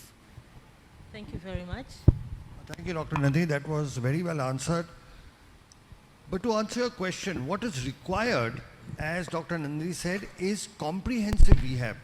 In autism, the children require occupational therapy, speech therapy, behavioral therapy, psychological therapy, special education, art therapy, aquatic therapy. They require a combination. What happens in most parts of the world, you will have an occupational therapist who will only give occupational therapy. Then you have a speech therapist who will only give speech therapy. And they don't work in isolation. What we've realized over the last 15 years of working in this field is you need a combination. So there is a need for centers where all of this can be provided together. Honorable Mr. Mulil was asking what we can do from a district level. What is required is facilities where all these therapies are available in one place. Also, when we are looking at this, we should not look at urban areas only. We have to think of the rural areas as well. And in India, what we have found is one of the best ways to work on this is to train the local village workers, local workers. They may not be professional rehabilitation therapists, but they will provide the basic care, that is needed. So a structured rehabilitation program which has all the specialities is the need of the hour. And the important thing in this is this does not require infrastructure or money. Okay, this requires trained therapists. And we from our side, we offer, and I'm making this open offer, any therapist from Tanzania, Kenya or Uganda wanting to train in these rehabilitation therapies, we offer free education and training to all of you. So if all of you, and we have regularly been doing it over the last 15 years, people from all across the world have come, and we offer this completely free of cost. You're welcome to come to us. We will train you, because rehabilitation is human based. It's about people, it's about training, and we are able to offer that. So any of you therapists here, should you ever wish to come, please contact us and we will arrange your entire training program. To Honorable Minister Mulal, if you, as a government, if you send people, in any case, Tanzania and India have a wonderful relationship. Historically also, many people from Africa have actually trained in India, you know, from the administration, civil services, military. We have a very good education, and we want to continue with that. And we will offer training, comprehensive, very good training at no cost at all. So this way we can improve the basic of this thing, and we are also willing to conduct training programs here. We've already conducted several training programs. We've conducted in Kenya very huge 1-week programs where our people, so in case it's not possible for people to come, we come and train again at no cost at all. From the actual practical training, we give literature, books, lectures, and make it a very comprehensive program. So that, I think, will be part of our Tanzanian-Indian partnership as we go ahead. Thanks very much, Dr. Sharma. I think, one, I like the assurance that you can train, your institute can train our therapists. I think that's very positive for us as parents and as professionals. Thanks for that. And I'll ask Madam Kate to go. Yeah, me as a parent, I already know like what are the autism physical symptoms. Like my son would run around the whole time, like flapping hands or having repetitive behaviors, playing with keys and all that. Do we really know what is happening in that child's brain? Is there any way you can tell us how can we know what is happening in this child's brain?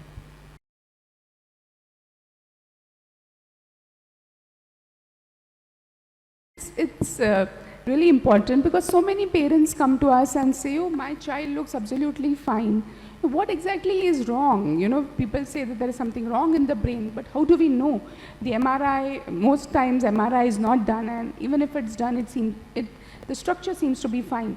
So at Neurogen, we went ahead and actually looked at really what is wrong in the brain, and this was done through functional imaging. So advanced scan imaging known as a PET-CT scan of the brain, which tells us about functioning of the brain. So structure-wise, everything seems to be fine, but when we look at the PET scan images, we find that there are certain areas of the brain which are functioning less, and that is indicated by, which is very easy to read, made it easy to read through a color spectrum. So we were explaining to the Honorable Deputy Health Minister also that, you know, when you look at the brain with those different color schemes, you see that there are green, lighter brain, green, yellow and red, which are normal functioning brain, but deeper parts, which when we say out and we think about what do they do, it correlates beautifully. So the small part of the brain, and one of the speakers yesterday actually mentioned that the cerebellum, the back of the brain, which is important for coordination, balance, articulation, chewing, integration of functions and movements and tone, is working less, and you can see that in the PET scan. The deeper parts of the brain, known as the medial temporal, which is responsible for understanding, learning, comprehension, socialization, emotional expression, this is working. And the middle part of the brain, which connects the two brain known as thalamus, which is a relay center, is working less. So all of this is possible only through the PET scan. So through the PET scan, we can actually find out which parts of the brain are working less, and now we get an understanding as to why our children are unable to process information or unable to respond to a lot of training that we do. So advanced imaging has really helped us go deep into a better understanding of what is autism and what really is functioning less and what is lacking in the children. So to continue with what she said, there is new brain imaging technology, and here I will have to keep talking back to Honorable Minister Mulel that we will need this equipment in this country. This is equipment called PET CT scan. I'm not sure if it's available. It may be available. This is modern functional imaging, which actually tells us which parts of the brain in children with autism are not working. So if it's there, that's great. We can actually start, investigating and looking at our children. But what is functionally, as Dr. Nandini said, has been found. So if I were to divide our brain into an upper brain or a higher brain, which does the thinking, the intelligence, the executive function, and all of that. And then there is a little lower brain, the smaller brain called the cerebellum and the medial temporal brain. This is responsible for the primitive instincts. This is responsible for, the basic reflexes that we have. Now, what we have found in our research, and we were the first to do this in the world, and we've published our work in a very prestigious journal called the World Journal of Nuclear Medicine. We have for the first time shown the world that there are parts of the brain that are what is called hypermetabolic or not working properly. And this corresponds to the symptoms. So now for the first time we know why our children cannot talk, why they cannot read and write, why do they have all the behavioral issues, why can't they make eye contact, why can't they, take care of their daily activities like, brushing, bathing, food, etc. Why can't they process information and comprehend? Because there is a part of the brain that's not functional. For example, let's say if any of you developed a fracture of your leg, would you be able to run? Would you be able to walk? You would not be able to stand. It's not your fault. It's just that if your leg is fractured, you can't walk, run, and move around. But if your fracture was fixed, now you'd be able to walk. Now, this also answers a question that many parents have. Many of you will say, we have done all the rehabilitation possible and still our child is not improving. Okay, are there parents who will say that? There are parents who will say that, right?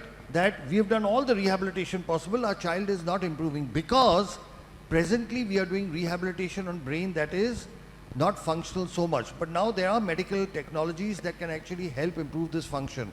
So understanding is the first step towards getting a solution. And today with the brain, the understanding comes from modern imaging techniques which include PET CT scan, MRI, EEG. MRI and EEG is available easily.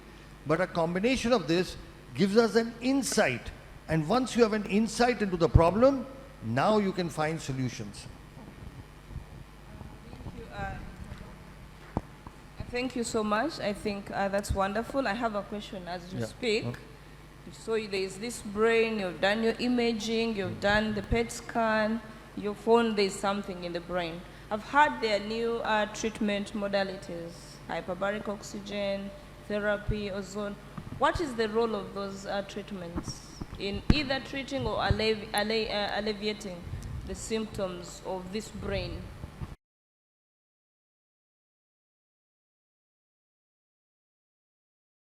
So what brain imaging has shown us is there are parts of the brain of these children which have what is called hypoxic ischemic damage. That means this brain is not receiving enough oxygen.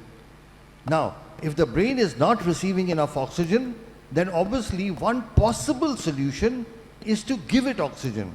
But just giving normal oxygen does not help. What we have found and what medical science has found is you have to give oxygen under pressure. So right now, we are breathing oxygen at 1 atmospheric pressure, all of us. Okay? And when you breathe oxygen at 1 atmospheric pressure, only the red blood cells in your body carry the oxygen. In our blood, we have got red blood cells, white blood cells, and a liquid called plasma. Right now, all of us are breathing, only our red blood cells can carry oxygen. The liquid of the blood has no oxygen. But when you give oxygen under pressure, like 2 atmospheric pressure, now the oxygen goes into the liquid. Okay, so right now in our body, only our red cells are carrying the oxygen. When you give it under pressure, the entire blood is carrying oxygen.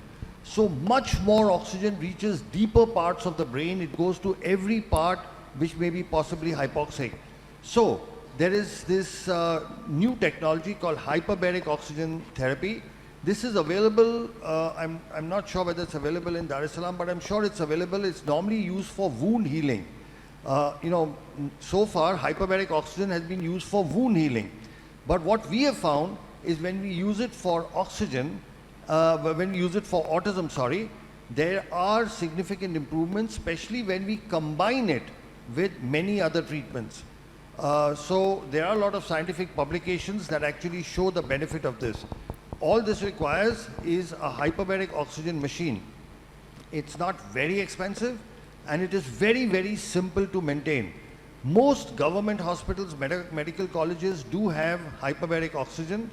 The only thing is they use it for adults. We have evolved a protocol for children, and we have successfully used it in several thousand patients. So we have this unique protocol where children with autism can be helped as well. Thanks. And is there, I'm asking as a parent, I know it's given in a chamber and sophisticated, environment. Is there a provision for a home-based hyperbaric oxygen? Yeah, so you do get home-based. The oxygen therapy we use, they are called heart chambers, where the pressure goes up to 2 atmospheric pressure, double of what we are breathing. You can get home chambers, but there the pressure goes up to 1.3 only. So it is a little better than what we are breathing right now, but not as good as medical hyperbaric. Also, those soft chambers are extremely expensive, and then once your child is finished, you don't have any use for that. But you can give home hyperbaric, but the pressure is much less. It's 1.3, whereas we need between 1.8 to 2. Okay, thank you. Thank you very much. Dr. Alok or Dr. Nandini, the ozone therapies and the HBOT therapies, that is hyperbaric therapies, they make a lot of sense to me as a parent because I've gone through that. Can you explain to us or to parents more about the regenerative medicine or the cellular therapy, and how is it effective to autism and other neurological disorders like cerebral palsy or stroke or any other neurological disorder?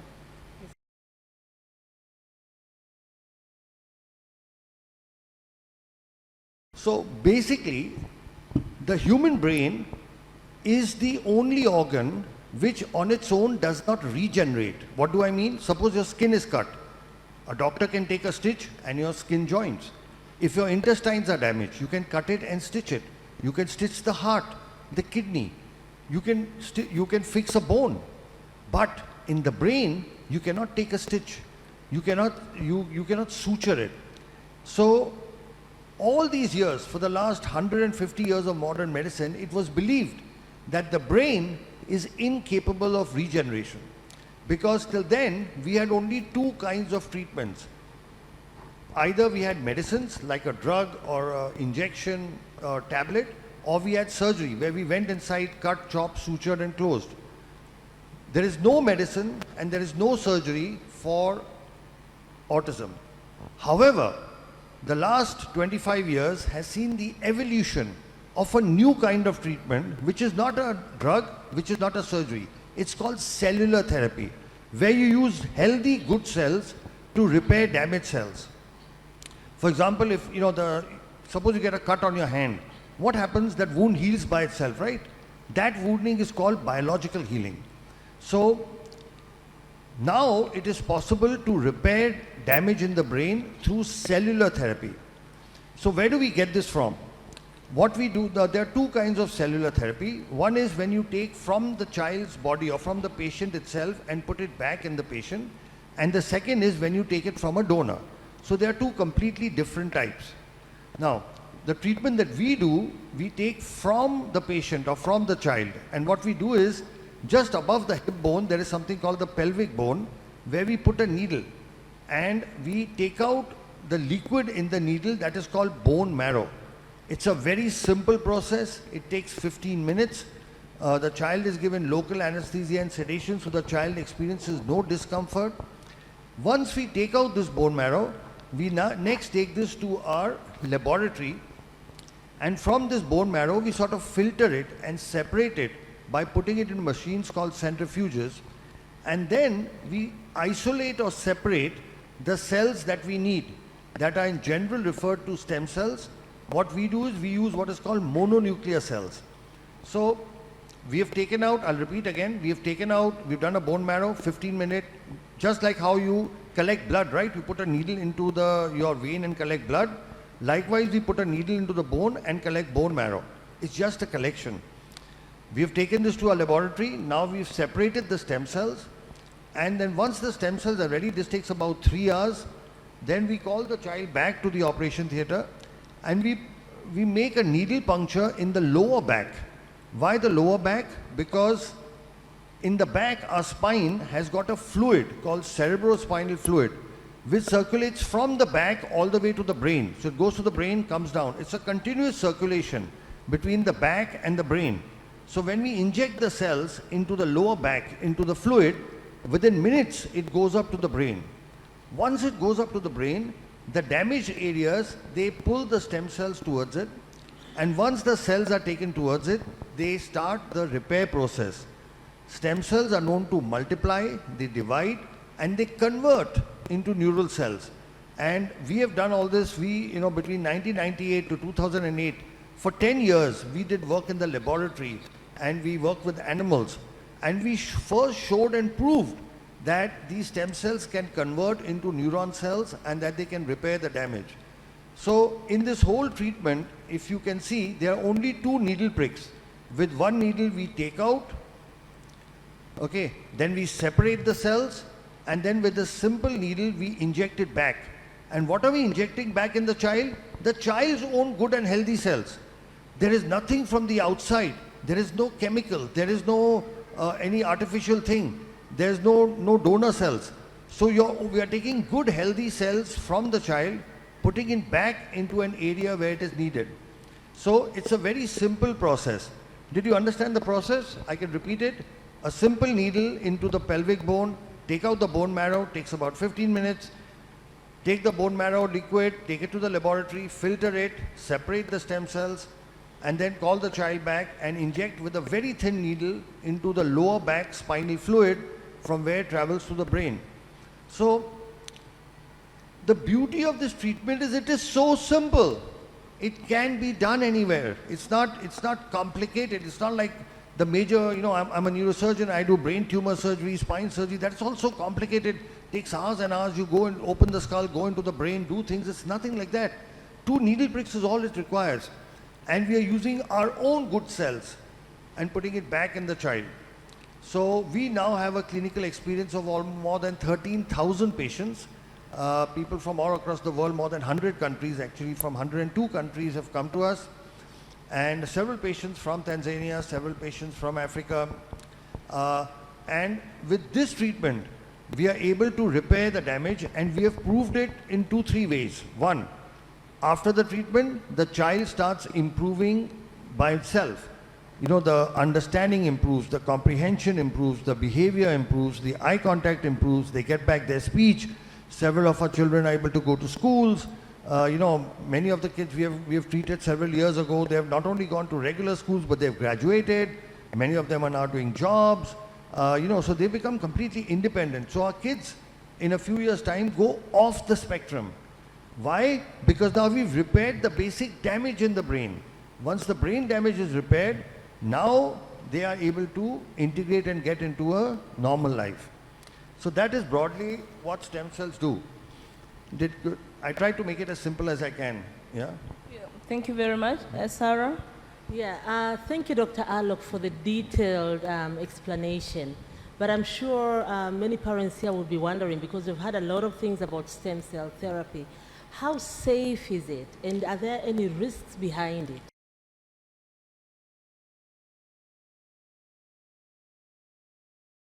So that's the most wonderful thing about the treatment. It is 100% safe.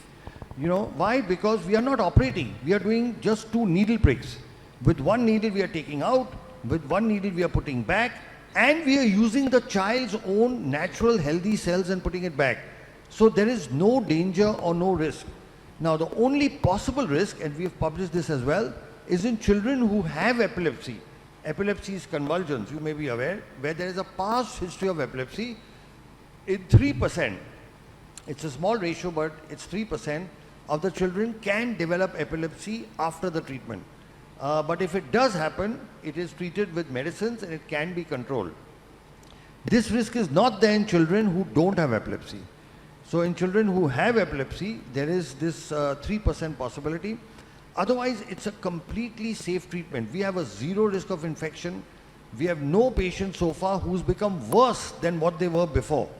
As a parent, your main issue will be, my child should not become worse than what he is. So about that, I give you an absolute guarantee. And they're very strong words. A guarantee that a child will not become worse than what he is. He will not lose any skill that he already has. He's only going to improve. My question following that, again, thanks Sarah for that excellent question. I think that puts a bit of anxiety down. But in what age groups do you get the best results? Or who is the youngest patient? What's the age of the youngest patient you've developed with, you've dealt with? But also I want to know what age groups we should be targeting to make sure we maximize the benefits of stem cell.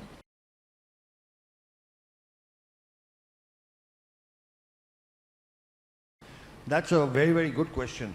So what our research finds is that when we treat children below 5, they have the best possible results. Now here there's something very interesting, you know, we have a doctor from Kenya, from Nairobi. He's a pediatrician, and what he does is the moment the patients are diagnosed at 2 years, okay, he sends all the patients to us for treatment at 2 years. And we will be able to reverse the autism in all of them because they've come to us very early. What our own research shows is that the earlier you treat, the better it is. Now the thing about autism is you don't make a diagnosis till about 1.5, 2 years. So our youngest child is 18 months. We have several children we've treated at 2 years, 2.5, 3 years.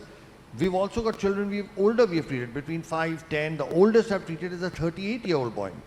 So now there is a wide range, but like in any other, you take any other disorder, any other, what we don't consider autism a disease, by the way, so I don't want to compare it, but any other disorder, the earlier you treat, the better it is.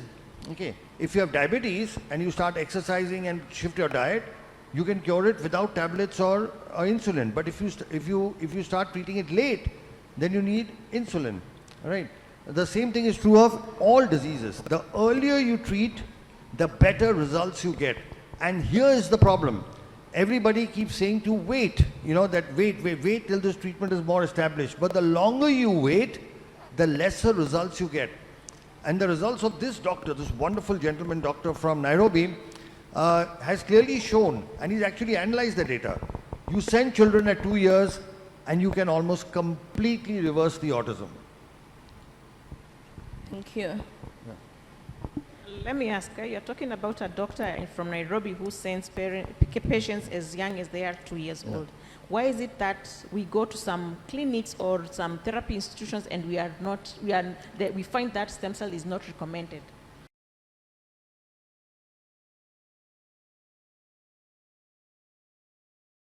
Okay, that's a very interesting question. See, I'll tell you, and I say this openly, I don't mind saying it, all of us in Asia and Africa have what I call a colonial hangover. They're very strong words. What do I mean by that? When a doctor from the Western countries, from America, England, with a tag from Harvard, Oxford, Stanford comes, all Asian and African doctors start believing in them. All right?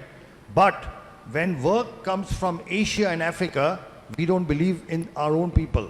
Now, stem cell therapy has evolved in the East.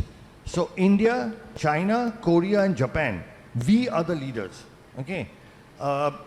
Japan and China have, Japan has almost 900 stem cell clinics, China has over 1,000. So these are, I'll repeat again, India, China, Korea, Japan. The Western, in this particular thing, so the world's first scientific paper on cell therapy in autism was published by us from India. The second paper came from China. The third paper came from Italy and Ukraine. And the fourth and fifth paper came from America. This is a race that India and China have the gold and the silver. The Americans don't even have the bronze. They are fourth and fifth. I'm just in a lighter way. So our own doctors don't believe in it because they say, why is it not coming from the West? Okay. So this is the fundamental problem, is because this is an Eastern-driven technology for various reasons. There are political reasons, there are religious, there are several reasons due to which it didn't develop in the West. It developed more in the East. But now the West is trying to catch up. So in America now, at various universities like the Duke University and several other centers, they've now started doing it. But they are 15 years behind us, 15 years. So once now they start doing it, trust me, your own doctors will start recommending. Once the results start coming from America, they will start believing it. There are a couple of other reasons as well. One of them is that a lot of developments in the medical world are driven by the pharma industry, big pharma. We know that. We saw what happened in COVID. It was, the big vaccine companies and all of that. Now, the treatment we do is not supported by big pharma because they have nothing to gain. In fact, they believe they have everything to lose. So the CEO of one of the biggest multinational companies told me, Dr. Sharma, you are an existential threat to us. I said, why are you saying that? He said, if you make everybody okay, who will take our medicines? Do you understand? Right now, children with autism have to take a lifetime of drugs. A lifetime of drugs for hyperactivity, for so many issues. When we treat them, they stop taking the drugs. So do you think the pharma industry is going to back us? They will not. Like the words he used, it's an existential threat. Right? So I'm not saying they're actively opposing it, and sometimes they do actively oppose it, they do a lot of things, but it doesn't have the support. So in various medical conferences and things, if the pharma companies are backing it, they won't even permit lectures on stem cell therapy. So these are a couple of the reasons. One, it's East-driven, and second, it doesn't have backing from big pharma. Did that make sense? Thank you so much. And again, following that, the big pharma, I've heard that the US Food and Drug Authority has not yet approved stem cell therapy. Oh. Is that so? And what have you That's done very about interesting. it?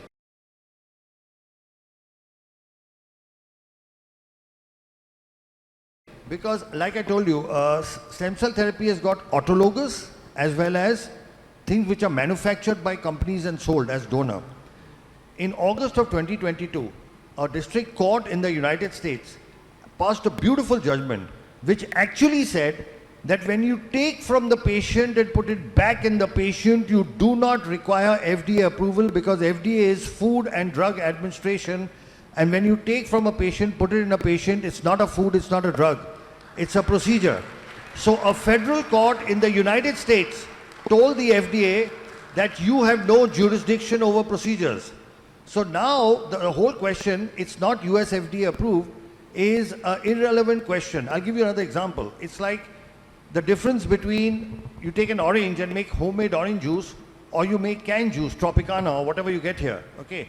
Now to sell Tropicana, you need permission, right? You can't go through without. But to make homemade orange juice, you don't need permission.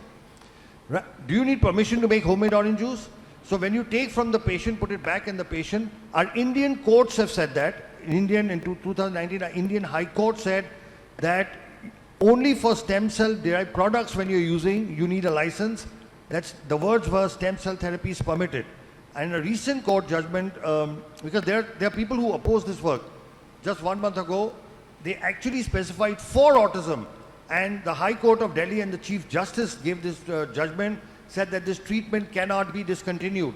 Okay, and actually spoke of patient rights.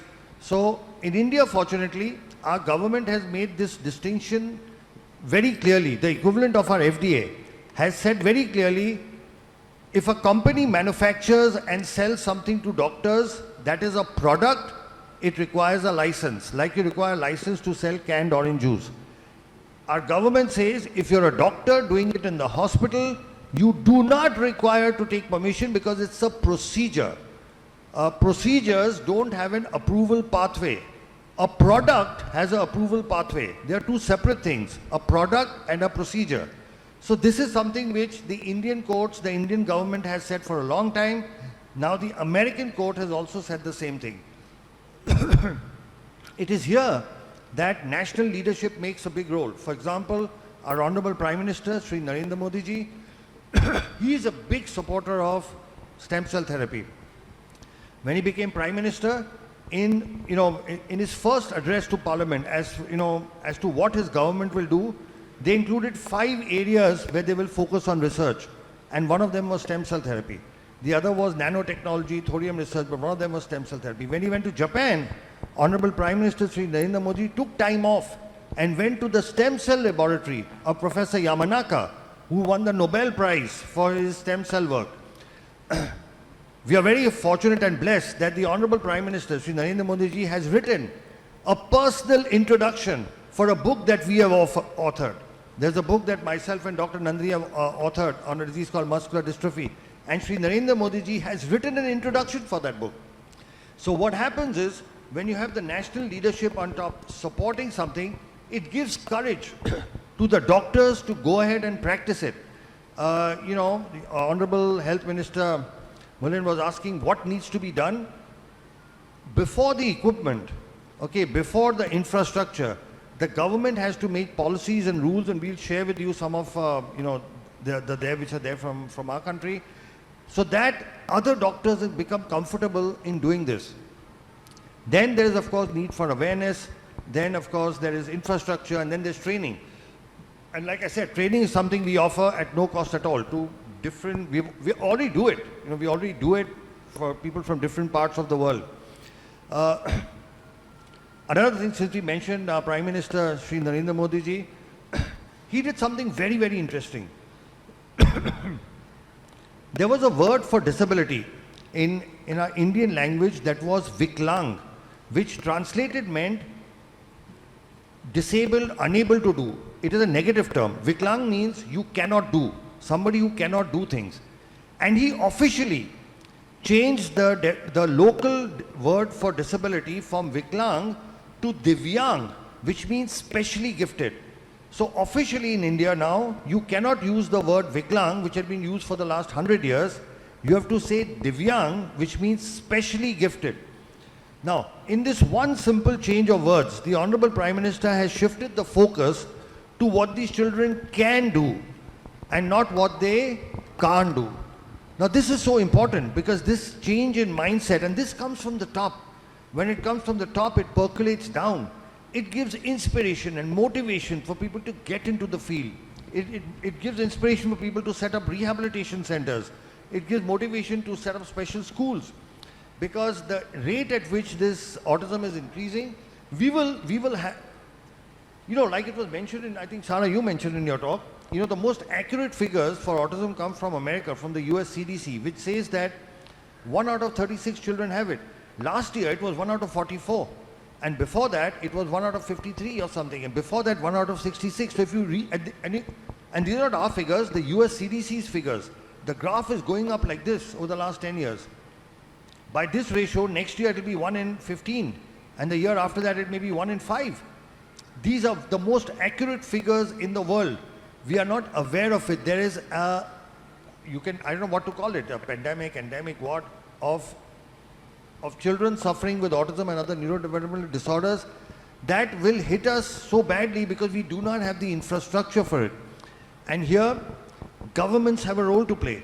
So again, one more thing, since I keep talking of our Honorable Prime Minister, and this is something I'll share with you, you should please study this bill. He passed a law called Rights of Persons with Disability Act in 2016.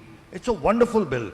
In that he's listed 21 disabilities and has clearly, by law, by an act of parliament, mentioned a whole lot of privileges and rights that parents have. For example, one problem you must have faced is normal schools do not take your children for education. Is that correct? Yes. I'm sure all of you have experienced that. You go to a normal school, they say, we will not take this child. By law, our Honorable Prime Minister said, no school can refuse a child with autism. It is the responsibility of the school to arrange shadow teachers or other special. So all schools by law now they cannot say no. So again, all this comes top down, right? We can work and we can work in the environment, we can put in hard work, we can slog, we can do everything. But once you know that your government, has their hand above you, then we can go the extra mile, we can do whatever else, and there will be opposition. The work we do has a lot of opposition, a lot of critics, a lot of vested interests have tried to shut us down. They've made all attempts to shut us down. But again, at the higher level, when you have a support, you keep going on. So that's a long question to a short answer. Thanks very much. Again, I am representing parents, the majority of the parents, but I also happen to be a professional. I have two questions. One is to the government.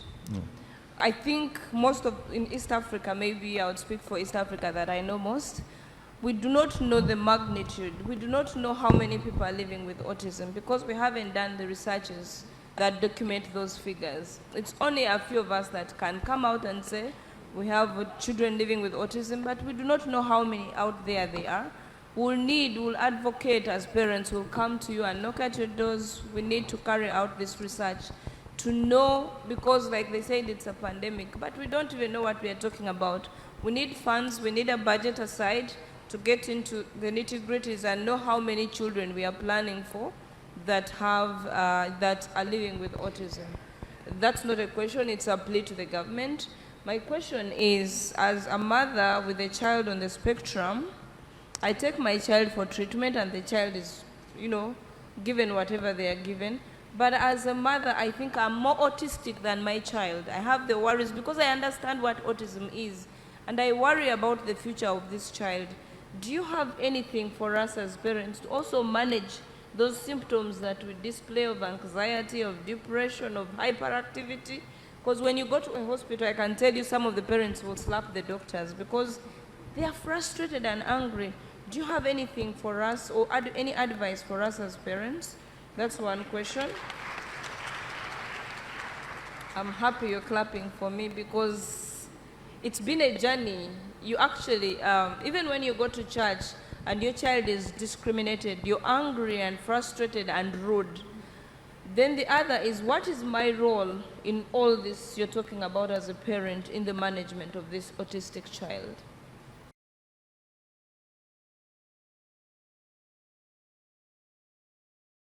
Okay, I think that's the single most important question you've asked, because you are asking what is the power within parents? What can you do at home?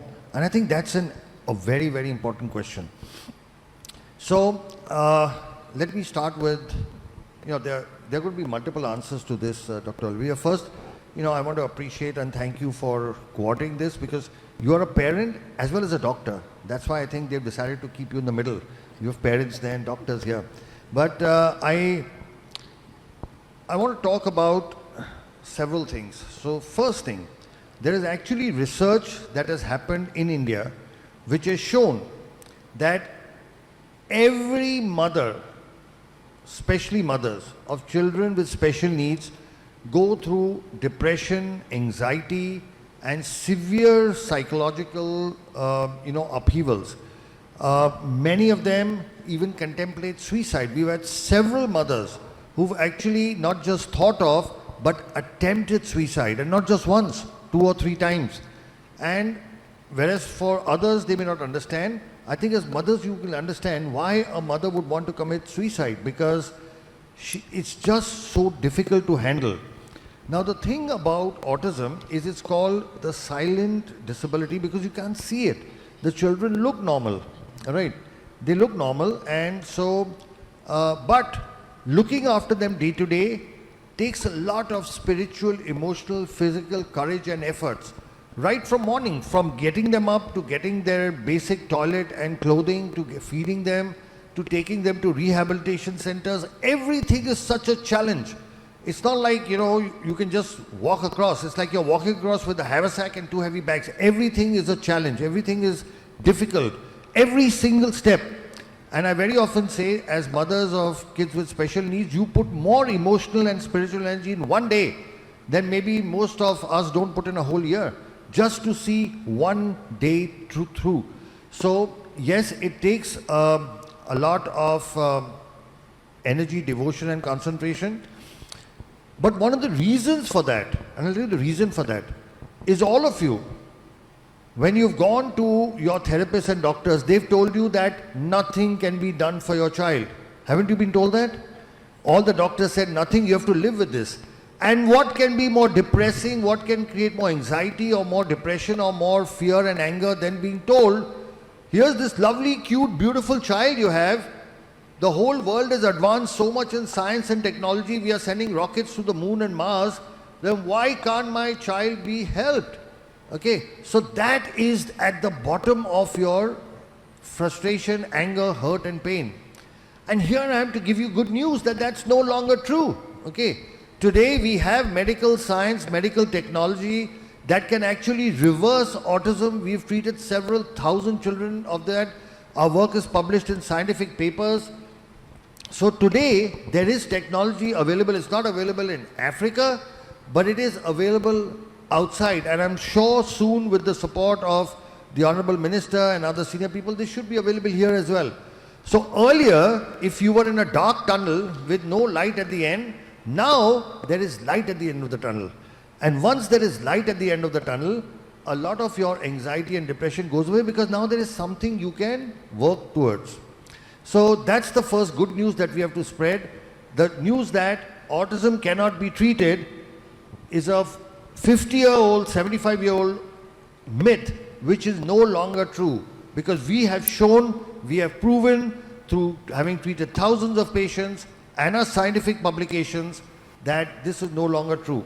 Now, a few things I must tell you from what we have learned from, by the way, we learn much more from parents than we read from any book. So we've been doing this work for the last 15 years. We have several children who are off the spectrum, and this is what we have learned is required from parents. First thing, an unconditional acceptance of your child the way the child is.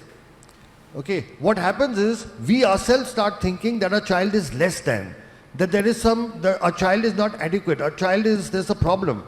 See, suppose your child had appendicitis, or he had a stone, or he had some lung problem, or even if he had a heart problem, would you think your child is less than? No. You would think you have a normal child who has a medical problem. Yes or no? Let's say your child had a hole in the heart. You don't think there is a problem with your child.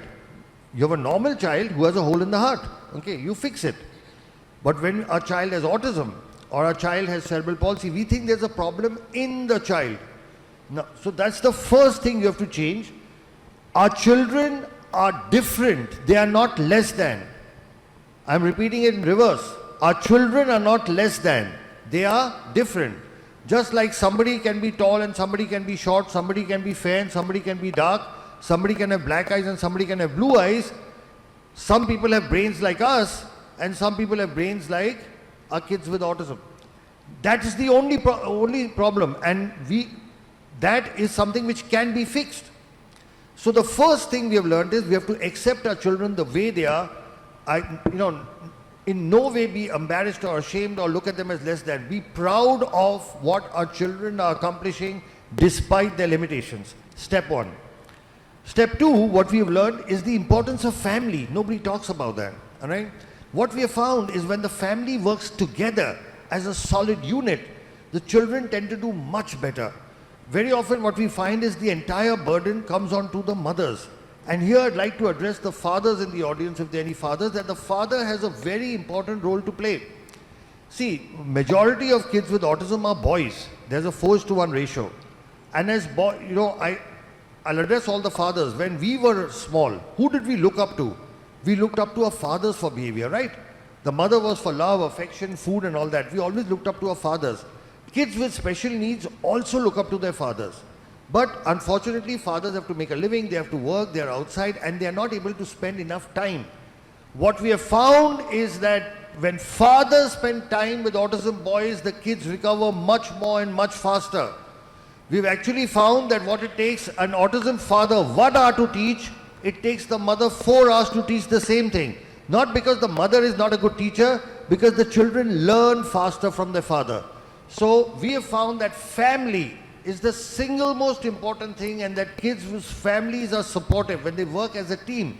Who wins a cricket match or a football match or a hockey match? The better team. And the family is also a team. And when the family works in sync, with the mother doing some things, the father doing some things, the other brothers and sisters doing others, grandparents have a very important role to play. In fact, we find that children who live with their grandparents tend to do a little better because grandparents have also a big influence. Our Honorable former Prime Minister, grandparents have a very important, we've actually found this, that kids who stay in joint families with their grandparents tend to do overall better because a grandfather's love and a grandmother's love and the teaching is different from, I'm not saying it's better or worse, it's just different. So family as a unit is extremely important, you know. So I spoke of unconditional acceptance, then I spoke of family working as a unit with fathers needing to give time. We do everything else. You supply your child with all the money and all the facilities, and you pay for everything. But what your child needs is your time. If you can just keep 2 or 3 hours aside every day for your child will do very, very well. Then what we have found is, from a medical point of view, if you take a combination of our cell therapy, hyperbaric oxygen, and rehabilitation, we find that this helps in getting the children to a normal life much faster. Now, what is the role of all of this? The brain is like a computer. A computer's got hardware and a computer's got software. Cell therapy fixes the hardware only. Software comes from rehabilitation and software comes from the family, because that is what trains the brain. So a combination of cell therapy and oxygen therapy which fixes the hardware, of rehabilitation and a good environment at home that fixes the software, and our children will be able to recover. So this is the next thing, the medical treatment. Then apart from this, there is something very special we found. We found that almost all these children have some special ability or the other. Okay, but it was not seen till you did cell therapy, because now the brain was partially damaged, and so you could not see what is special. What we have found is, once we repair the damage in the brain with our cell therapy, now you can start seeing the special abilities. And we have kids who are brilliant in numbers. There are kids who are, running at the age of 11, running chemical factories. We've got, if I tell you some of the things, you'll not even believe them. We have a child who can actually read your mind after. A child who, after STEM therapy, has improved to the point that if you think of a number, the child can actually tell you what. And they are amazing ability. They're called savants. There are kids who you tell them any date in the future. Any date, you say 23rd July 2030, and they will tell you in an instant what day it is. It's Wednesday. And I don't know if you know, but Elon Musk, the world's richest man today, had autism. You can Google him. He talks about his autism. But this man changed the world. Albert Einstein had autism. Okay? But this man, and he could not read, he could not speak or read or write for very late in life. And then this man changed the world. Several of our tech geniuses, they don't have autism, but they've had difficulty in studying, learning, Bill Gates, Steve Jobs, they never graduated from college, all right? But these are people who changed the world. Leonardo da Vinci is believed to have had autism. So these are exceptionally gifted people. So the one thing that you have to do, see, you are talking about bringing your children to normal. I'm saying once you get, they do exceptional things. They do the most brilliant things. And that is proven by already. Look at Elon Musk. He talks about his autism. He doesn't hide it. He says he had this, but he changed the world. So we have to change our thinking. Instead of looking at what they can't do, we have to look at what is special about them. Like what our Honorable Prime Minister said by changing the name. He said, don't look at what they can't do. Look at what is the special gift in them. So with this combination of things, like I said, unconditional acceptance, the family working as a unit, the medically, a combination of cell therapy, hyperbaric, along with rehabilitation. And rehabilitation, like Dr. Nandini said, needs to be comprehensive. You need to be able to do all the rehab. You can't just do one. People think they go to just one specialty and my child will be okay. No. You need all the specialities together, comprehensive rehab, and then our children will be able to come out. So I hope that answered your question. Yes, so maybe, wow, this is like a ray of new hope. Yeah. I'm sure all the parents here, some of them who might have lost hope, but with everything that you've explained, it's actually truly inspirational. So my question is, you've spoken about stem cell therapy, and I'm sure in the minds of many parents, they are wondering, wow, it's expensive going to India. Before even you think about how much the operation cost, you think about even the air ticket and the flight and accommodation and everything. So is there any plan to bring this in Africa?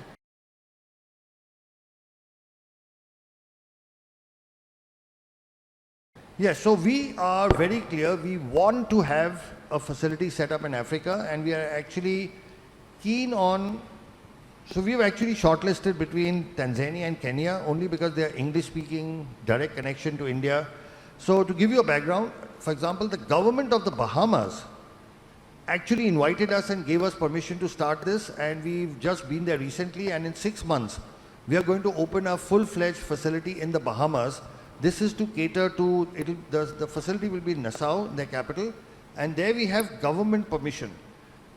Just like, again, we have a former Prime Minister with us, there we have a former Prime Minister working with us, and we have government permission. Because we have government permission, we are setting up a facility there. We are very keen on making something available in Africa itself, and we would like to have it in Eastern Africa simply because of our closer cultural connections, easy, short distance of travel, direct flights and all that. And we have people like you, mothers like you who would back it up. So yes, we want to bring this to Africa, but it's not easy. It will require, permission right from the top, from governments. It will require infrastructure. It requires resources. But this is something which you as people, because the most powerful voice on the planet is that of a mother, is that of parents. When you speak out, honorable ministers, prime ministers and presidents have to listen, because we all democracies, they represent us. So your voice is what is important, not us. We've come, we've shared our information, we can share our technology, but your voice is what is important. You have to ask for it. You have to show, show what's happening. Right now, there are so many people going from Africa outside for the treatment. It's high time Africa had its own stem cell facility, which would not be just for Tanzania or for Kenya or wherever, but for the whole continent. So people would not have to travel long distances. So we are very keen, we are willing to partner, but this is something which you people have to take the initiative. You have to, eventually it's all about people. It's your voice.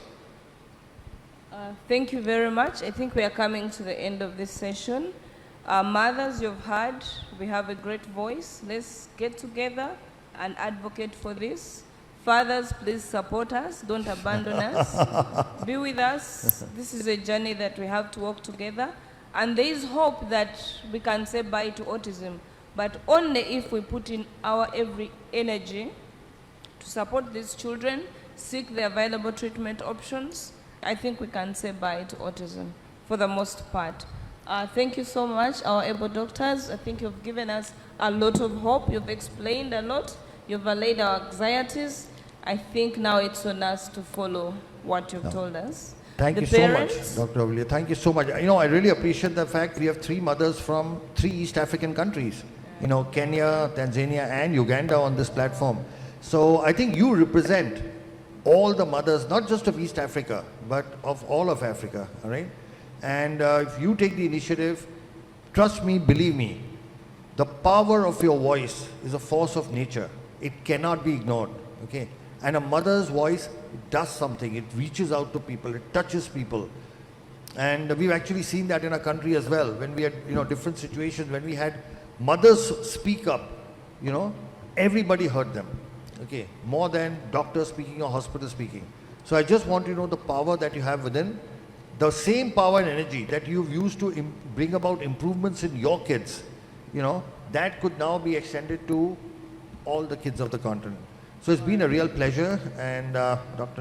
Nandini, sorry, you want to continue? No, I just want to say thank you to the mothers. They've done a great job to represent all of us. Thank you, mothers. Thank you. Thank you so much. That was good. Before you go, you've done a great job. Thank you so much.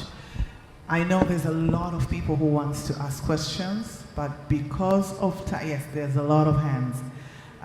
Because of time, I would like, because our minister, our deputy minister has a question, so can we please take the mic to him? At least we answer questions from him, and then we'll see if we have more time to invite more questions. Naomba makofi tena tafadhali.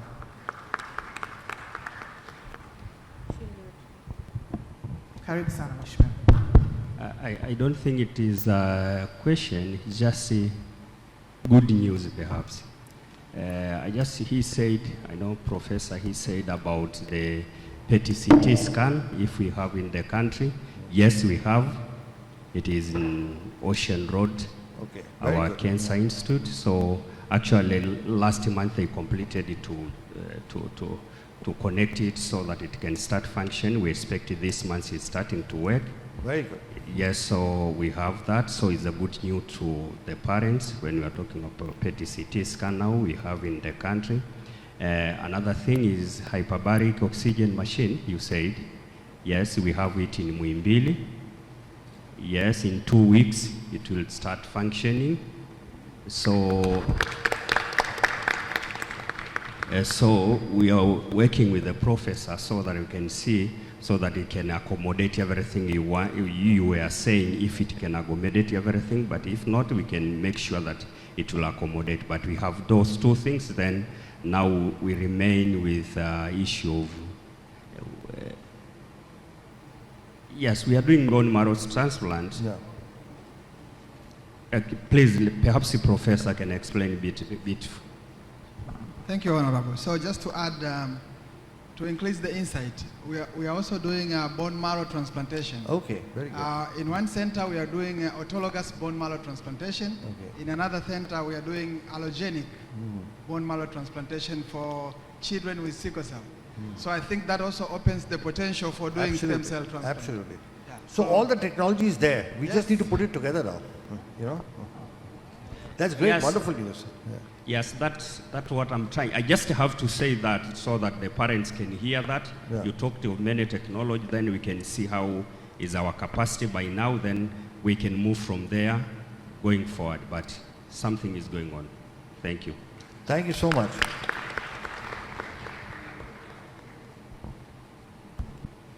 Okay, thank you so much, our dear Deputy Minister of Health, for the additions. And I would like to also, with due respect, call you, Honorable Deputy Minister, to come on stage and give these beautiful people something that we've prepared for them. So please, if you don't mind, kindly come on stage. The panel discussion was great. Thank you so much.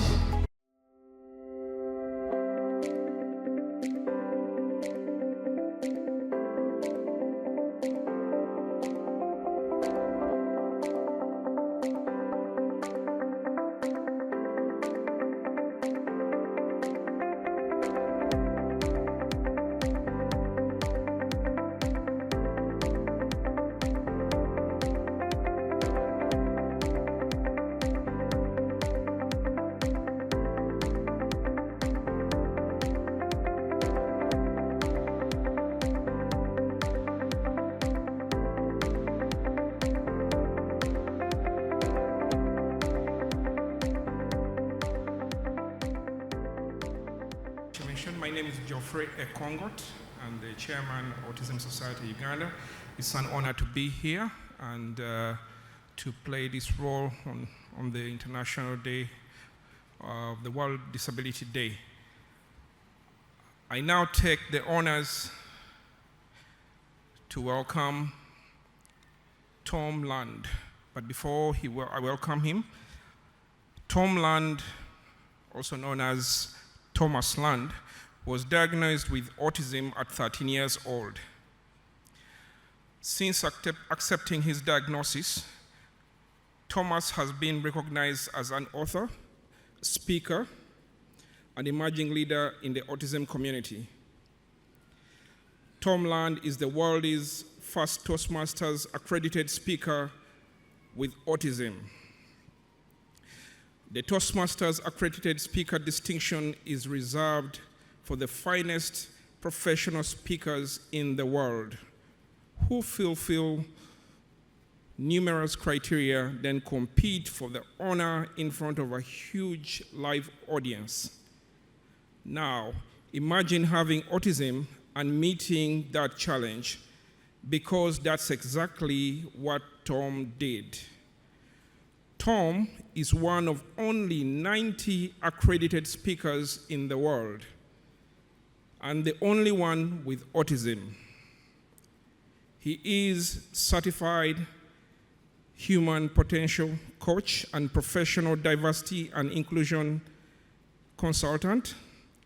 He is poised and ready to share his positive energy and inspiring messages as an end keynote speaker, corporate trainer, and consultant to organizations across the country. He also spoke on the TEDx stage to impart wisdom and inspire others with his talk titled, How to Come to Life. He is the author of the award-winning bestseller, Come to Life, Your Guide to Self-Discovery, and recently published his second book, My Glass is Full, Stories of Putting Mental Health First. He recently set a Guinness World Record as the world's oldest person with autism to finish a full Ironman triathlon. I once again welcome Tom Land to present his topic, Come to Life, Preparing for the Transition and Your Future. Mr. Tom Land, you're welcome on stage.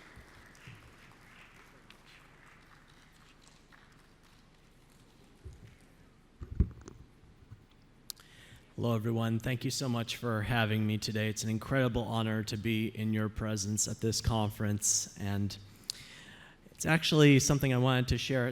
I have a bucket list, 101 things I want to do before I die, and one of them is to give a keynote at an international autism conference. So with this speech, check. This is also my first time in Africa, and I've now visited every continent in the world except Antarctica, so if anybody knows how to get down there, see me after the speech. I want to break the ice with a quick question. Tanzania or Tanzania? Applause if it's Tanzania. Applaud if it's Tanzania. You know, I've heard both pronunciations, but I've always wondered, is there a right or is there not? But even though we have different opinions or perspectives or pronunciations, it's all talking about the same thing. And I want to keep that in mind as I go through this presentation with you today. And may it unite us in our work. Next slide, please.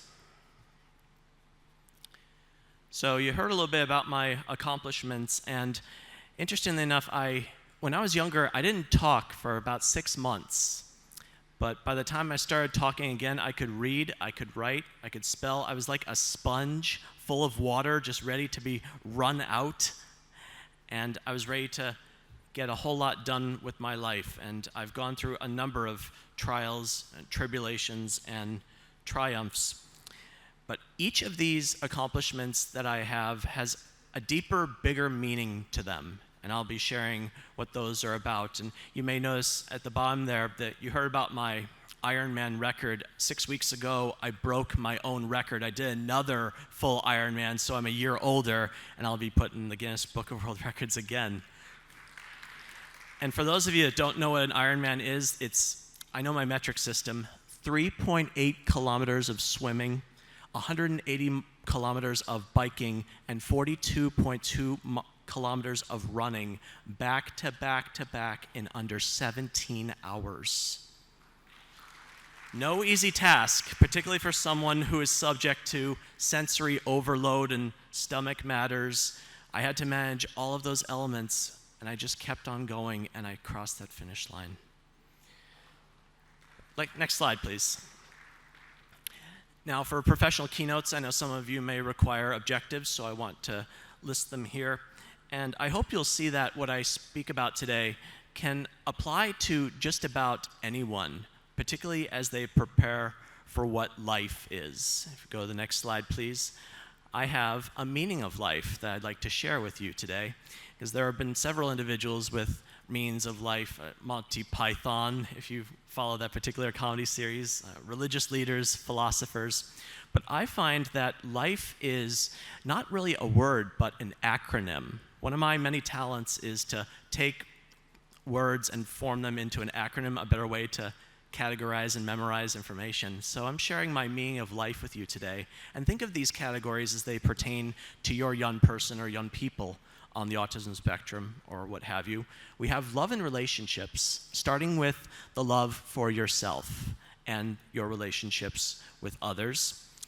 We have independent living, and that's not necessarily limited to like being on your own or moving away from home, but about making decisions about your life, being in charge of your life so that you take it to where you want it to go. Then there's the F, which stands for further education, not limited to college or a university or a degree or diploma, but keeping an open mind, having awareness of what trends are going on in the world, and also being mindful to what other people have to say. So you have the most information you have to make an informed decision. And finally, the E stands for employment, because particularly when it comes to autism, there are more unemployed or underemployed individuals on the autism spectrum than any other class of disorder. And I think that is something we definitely need to work on putting a dent in, because our young people deserve to find something that they do well and can contribute to society, and if all goes well, make them earn their own money. Next slide, please. Telling you a little bit about my dream, right around the time I got diagnosed, I knew that I loved Star Wars and I was good with numbers, and I told my parents, I'm going to be George Lucas's accountant. And I set that into motion. After I told them, my parents about though, they could have said, Tom, that is a pipe dream. You really think you can be George Lucas's accountant? But they didn't kill my dreams. They instead gave me a reality check. You want to be George Lucas's accountant? You have to go to college, you have to pass difficult tests, you have to find work in the entertainment field. He's not going to hire someone right out of high school. And I have a bit of what I like to call a Batman mentality, like where there's a will, there's a way. Even if there's darkness, I'm going to find a way through the light. So I said, challenge accepted. And I went to college, and I passed the CPA exam, that's a certified public accountant. And well, thank you. For those of you that have heard of it, it's probably one of the most difficult tests there is. And I worked for Disney straight out of college doing property taxes. And after I left Disney, Disney would go on to acquire Lucasfilm, George Lucas's company. So the way I see it, retroactively and indirectly, I was George Lucas's accountant and felt like I'd accomplished my goal. And I had several years as an accountant, worked in a Big Four accounting firm internship, had some temp jobs, but I finally got something I was striving for, and you might want to write this down for your young people. Please write down permanent, full-time employment with benefits. Permanent, full-time employment with benefits.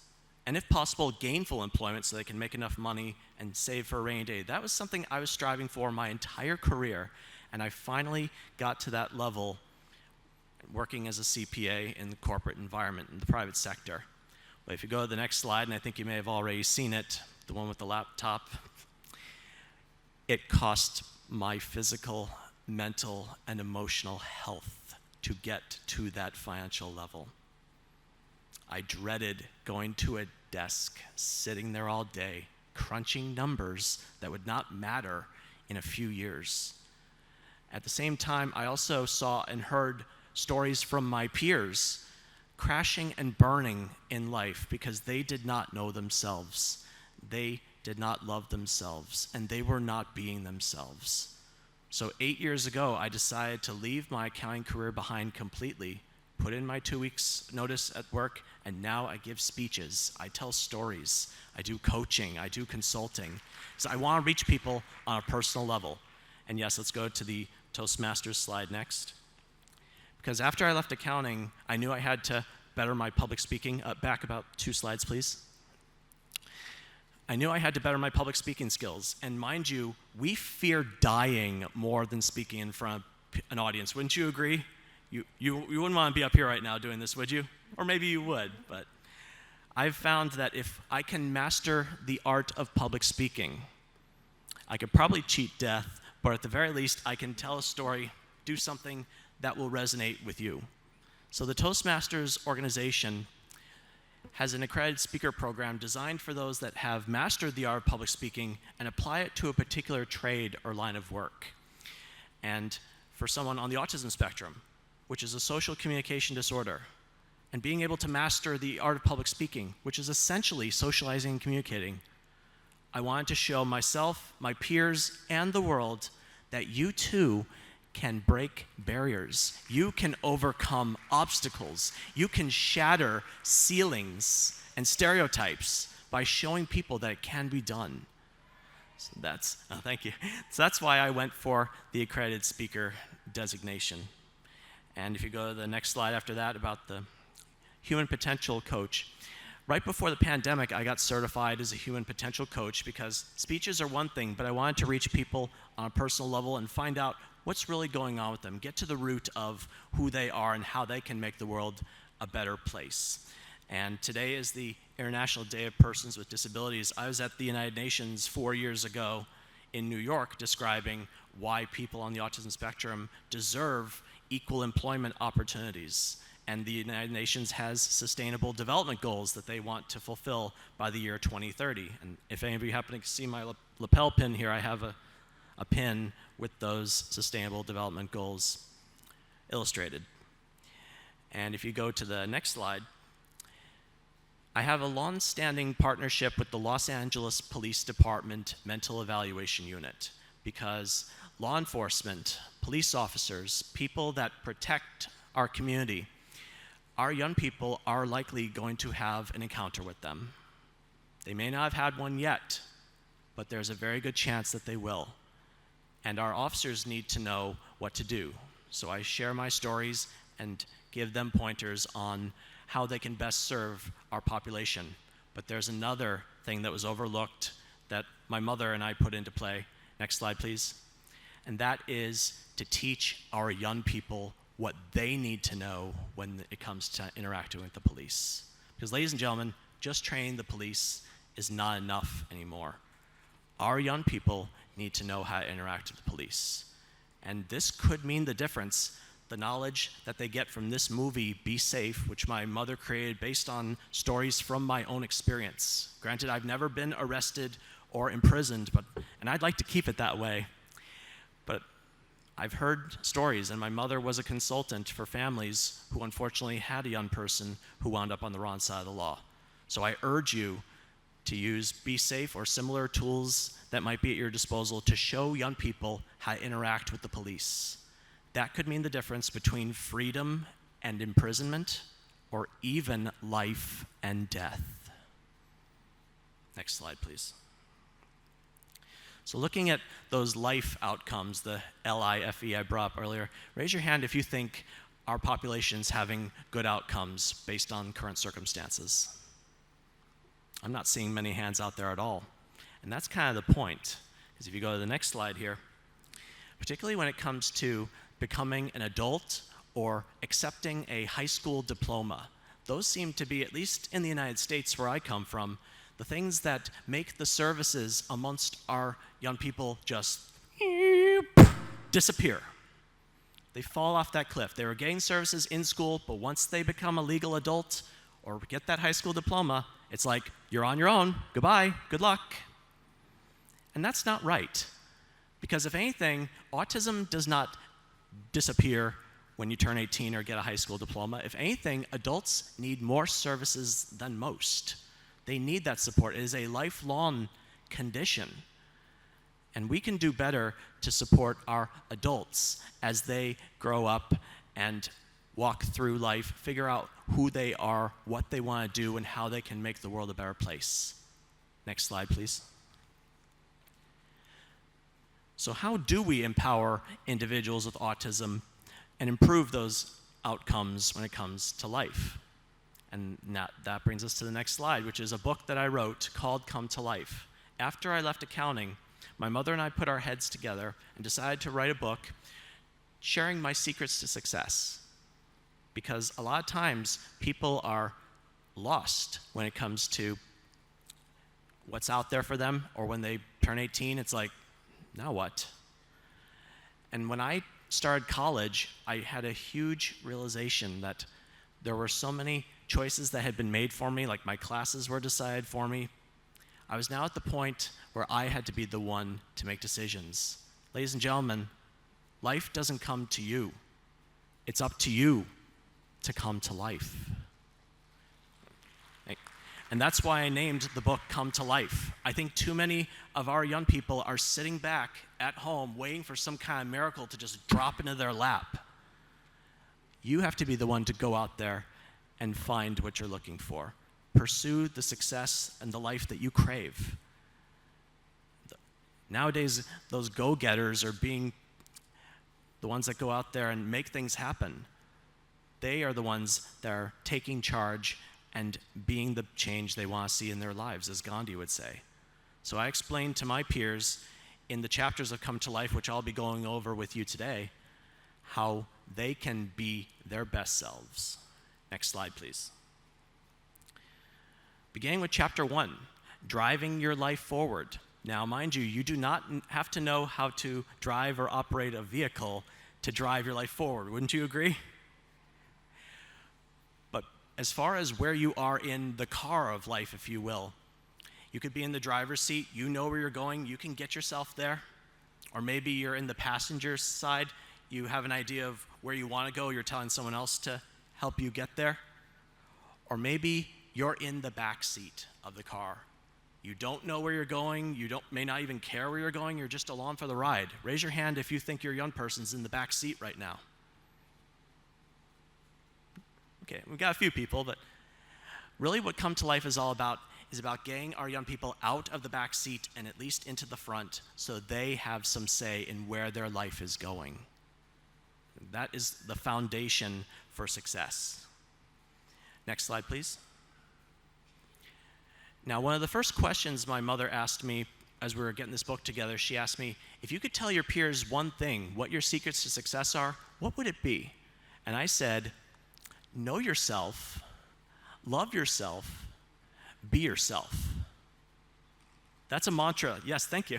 That's a mantra that I created and I live by to this day. And we have a term in our family called video talk. When I say something I heard in a movie or a TV show, and my mom asked me, was that video talk? Did you hear that from somewhere else? I said, no, that came from up here and in here. And it's what my message is to my peers, and I think the world as a whole. Know yourself, love yourself, be yourself. That sets the tone for what comes next. So as far as driving your life forward, and then we get to the 3 elements of that mantra. Next slide, please. Starting with knowing yourself. Aristotle said, knowing thyself is the beginning of all wisdom. And this is particularly true when it comes to a diagnosis or a condition you may have. Raise your hand if you have not told your young person about their diagnosis. Really? All of you have told your young person that they have autism and they understand it completely? That's pretty impressive. But in some cultures, they do not tell their child about their diagnosis. There could be many reasons for that. Parents might be in denial. They think it'll crush the kid's spirit or self-esteem. And all too often, that causes the child to become confused because they're going to grow up, possibly sense something is different about them, and they're going to go to their parents looking for answers. What's going to happen then? And if the parent knows about it and doesn't tell the child about it, how's that going to help the relationship or the family dynamics? And also when it comes to knowing yourself, it's also about understanding not just your strengths and what you're good at, but also your, what we call in Toastmasters, opportunities for improvement. And I have my fiancée Rosetta here with me. We're both Toastmasters, so we're both all about observing what's good and what can be improved. And the same has to go for our young people. Why? Because if you focus only on what they do well. There's a risk that they keep making the same mistakes over and over again. On the flip side, if you only focus on where they fall short, they may never find out where they can truly thrive, what they are really good at, and what they do better than anyone else on the planet. Each and every one of us has something that we do better than anyone else on the planet. So we have to look at both, what you're doing well and where you can improve, and both get addressed. That's how you truly know yourself. And when I was young, I thought I had to know everything, and I had to be perfect. I dreaded even getting like a B on a test. I would rip it up to shreds. I didn't even want to face the idea that I'm not perfect or I don't know everything. And I was really hard on myself. I thought my mother was perfect, so I thought I had to be perfect. And when I come to find out she's not perfect, and I'm like, well, you don't really talk about your problems a lot. Granted, parents do make mistakes and don't always get it right. But the important thing is that we love ourselves. And that is the next slide, the second part of the mantra. Love yourself. It was RuPaul who said, if you can't love yourself, how can you love someone else? Can I get an amen on that? Yeah, that's more like it. When it comes to your diagnosis, being in denial about it or wishing that things were different, that's just time and energy wasted. And my parents did something for me that really set a tone and made a huge difference in my life. They let me know that they would love me no matter what. I didn't have to change. Yes, thank you. Because this is the life that is going to be. The question is, how is the family going to go with it? And I should note that, figuratively speaking, when there's one person with autism in the family, the entire family has autism, figuratively speaking. So on that note, are you all going to be on a unified front around your young person or people? Not take no for an answer? Find a way? I think that is needed more and more in this world. And I'm very grateful to have had a supportive and loving family that saw the potential in me, wouldn't stop fighting for me, because it helped me see that I'm worth fighting for, and I'm going to start fighting for myself. And I also had to be mindful of who I'm keeping in my life too, because family is with you more or less forever. But when it came to making friends, anybody here ever been told or had someone say to them, I'll be your friend if, or if you do something for me, I'll be your friend? Do you think that's unconditional love, or that's a real friend? And do you think our young people would question that and think something may be up here? So we need to be mindful of the company we keep, and also see how we can give back to our community, particularly for those that might have difficulty finding and keeping a job.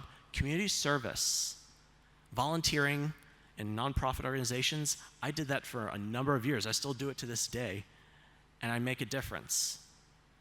So being able to give back to your community is another part of loving yourself. And something I had to be mindful of is I grew older and had to weed out those people who maybe not were true friends or wanted me to be something different. That brings me to the third part of the mantra, if you go to the next slide, which is be yourself. It was Coco Chanel who said, beauty begins when you decide to be yourself. And this gets a little bit controversial at times, because each and every one of you, I imagine, has some kind of idea or vision as to what your young person's life might be like or look like. The question is that what the young person wants? Is that being who they truly are? Or is their authenticity being jeopardized a little bit? Because, mind you, I wanted to be an accountant. My family supported that. And everyone seems to have these suggestions about how we can be better people on the autism spectrum. But it kind of begs the question, why not just like us for who we are? Yes, we have the option to hear what you have to say, but it should be our decision on what we do with that information. And if, like me, you understand the value of input and how it can help you become your best self. There's being yourself and there's being your best self. That could make a difference too. And a lot of times, I know when I was younger, I wanted to please others. I wanted to not rock the boat. I would kind of take people at their word or think people had my best interest at hand. I was a little too trusting, and that came back to hurt me a few times. So at the end of the day, I decided I'm going to hear what people have to say, but I have the final decision. And they should be willing and able to respect that. Wouldn't you agree? So as we look at our young people and their lives, ask yourself if you're letting them live the life that they want to live. And if they don't know what that is, what kind of life they want to live, maybe they need more guidance on what that is and what kind of options are available to them. Which brings us to the next chapter in Come to Life. Next slide. Finding your niche, or niche, depending on your pronunciation preference. Because a niche is a little hole in the wall where a piece of art or statue fits right in. And each of our young people deserve to find a place where they fit in, where they do well, where they can shine, and their talents can be put to good use.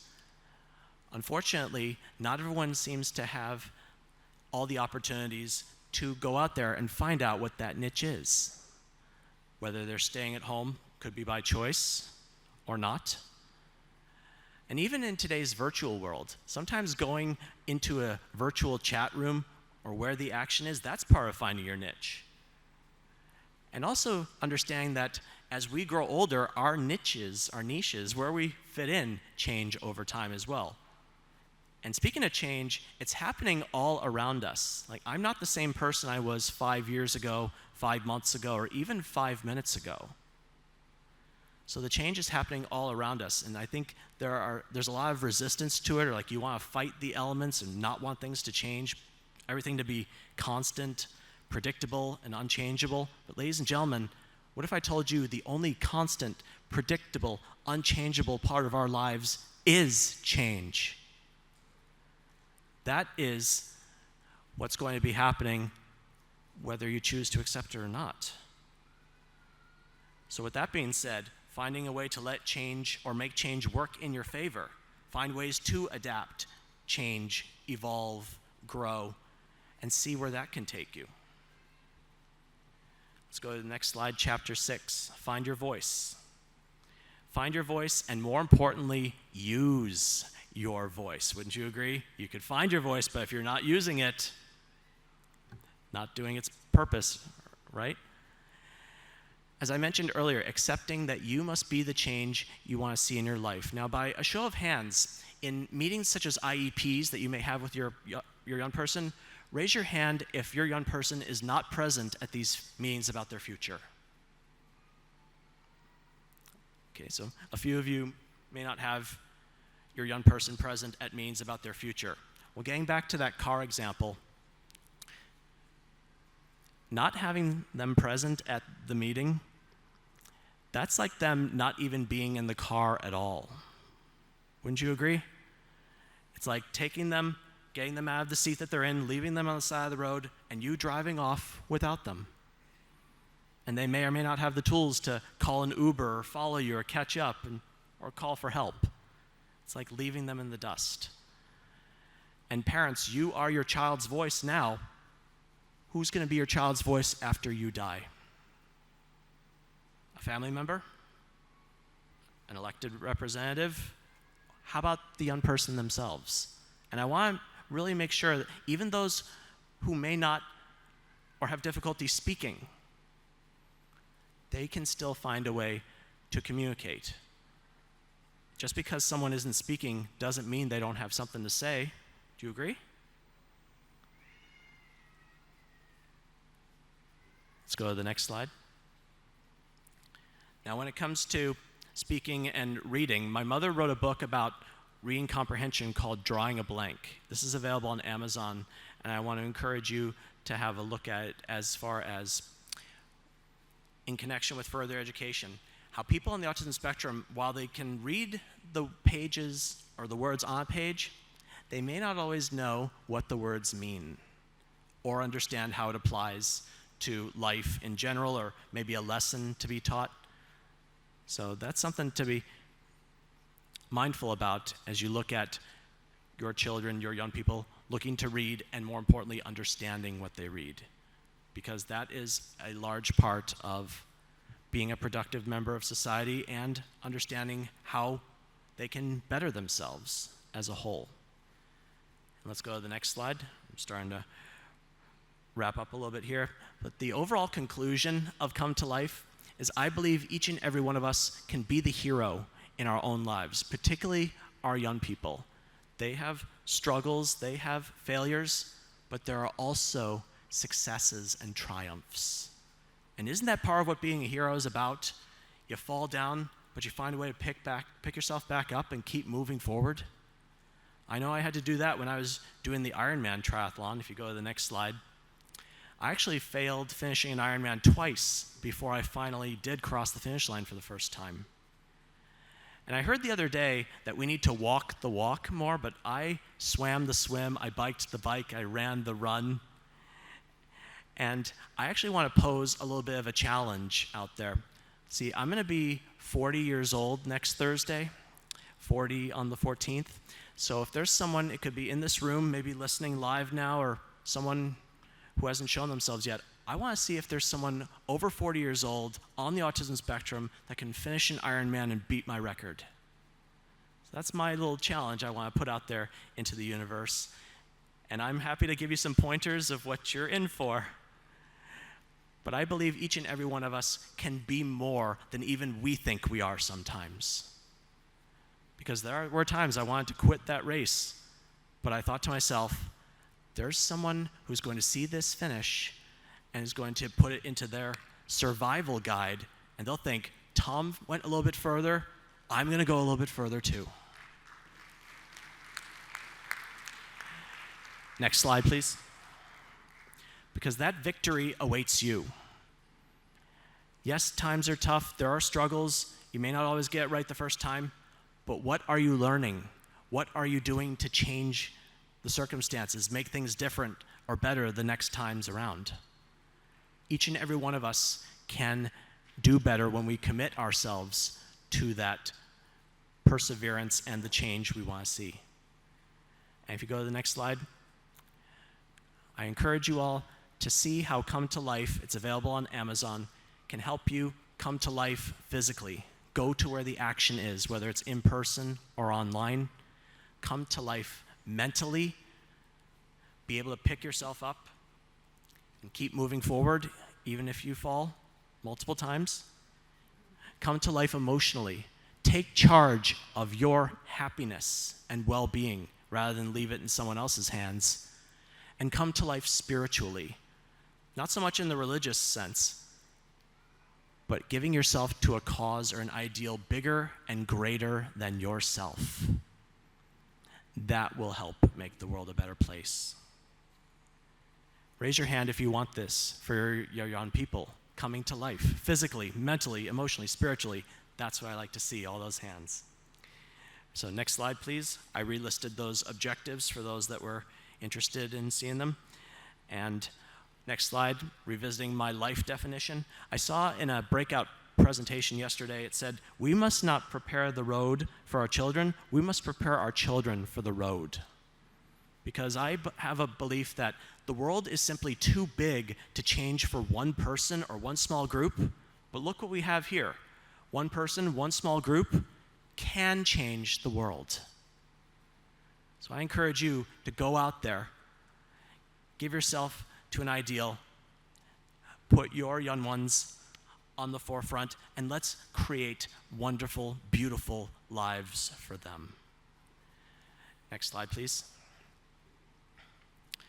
So if you like what you saw and heard today, I am available for these engagements, and I'm pleased to report that a copy of Come to Life and My Glasses Full, my current books, went to our honored panelists while the photos are being taken. So I'm hopeful that those seeds will be planted on fertile soil so that that manual, if you will, that prequel to transition, that's what I like to call Come to Life, a prequel to transition to put our young people on the path to the best life for them.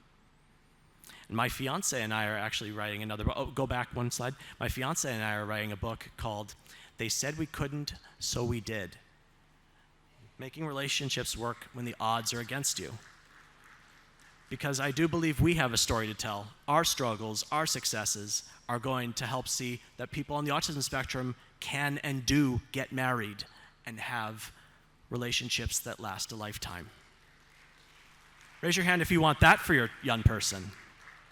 All right. All right, and that brings me to the end of my presentation with the last slide here. Time and protocol permitting, I believe we have time for questions, if anybody has some. Thank you for your attention.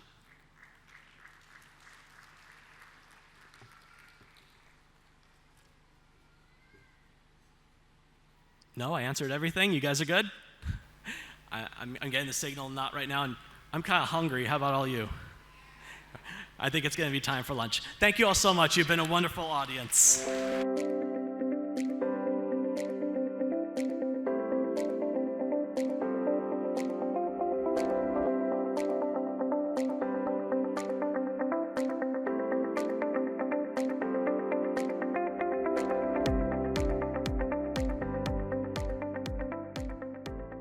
Thank you so much for watching the plenary session of ICAN Tanzania 2023 presented by Autism Connect. So to give you a brief about Autism Connect is an association of parents and professionals formed to disseminate scientifically validated information about therapies and treatments for autism. To know more about autism, you can log on to our website, which is www.autismconnect.com. After 2 successful ICAN conferences, the first one being at Dubai and the second one being at Tanzania, we are now coming up with the ICAN conference at Canada, Niagara Falls. To know more about our conferences, you can log on to our website, which is www.icanconferences.com. Thank you so much.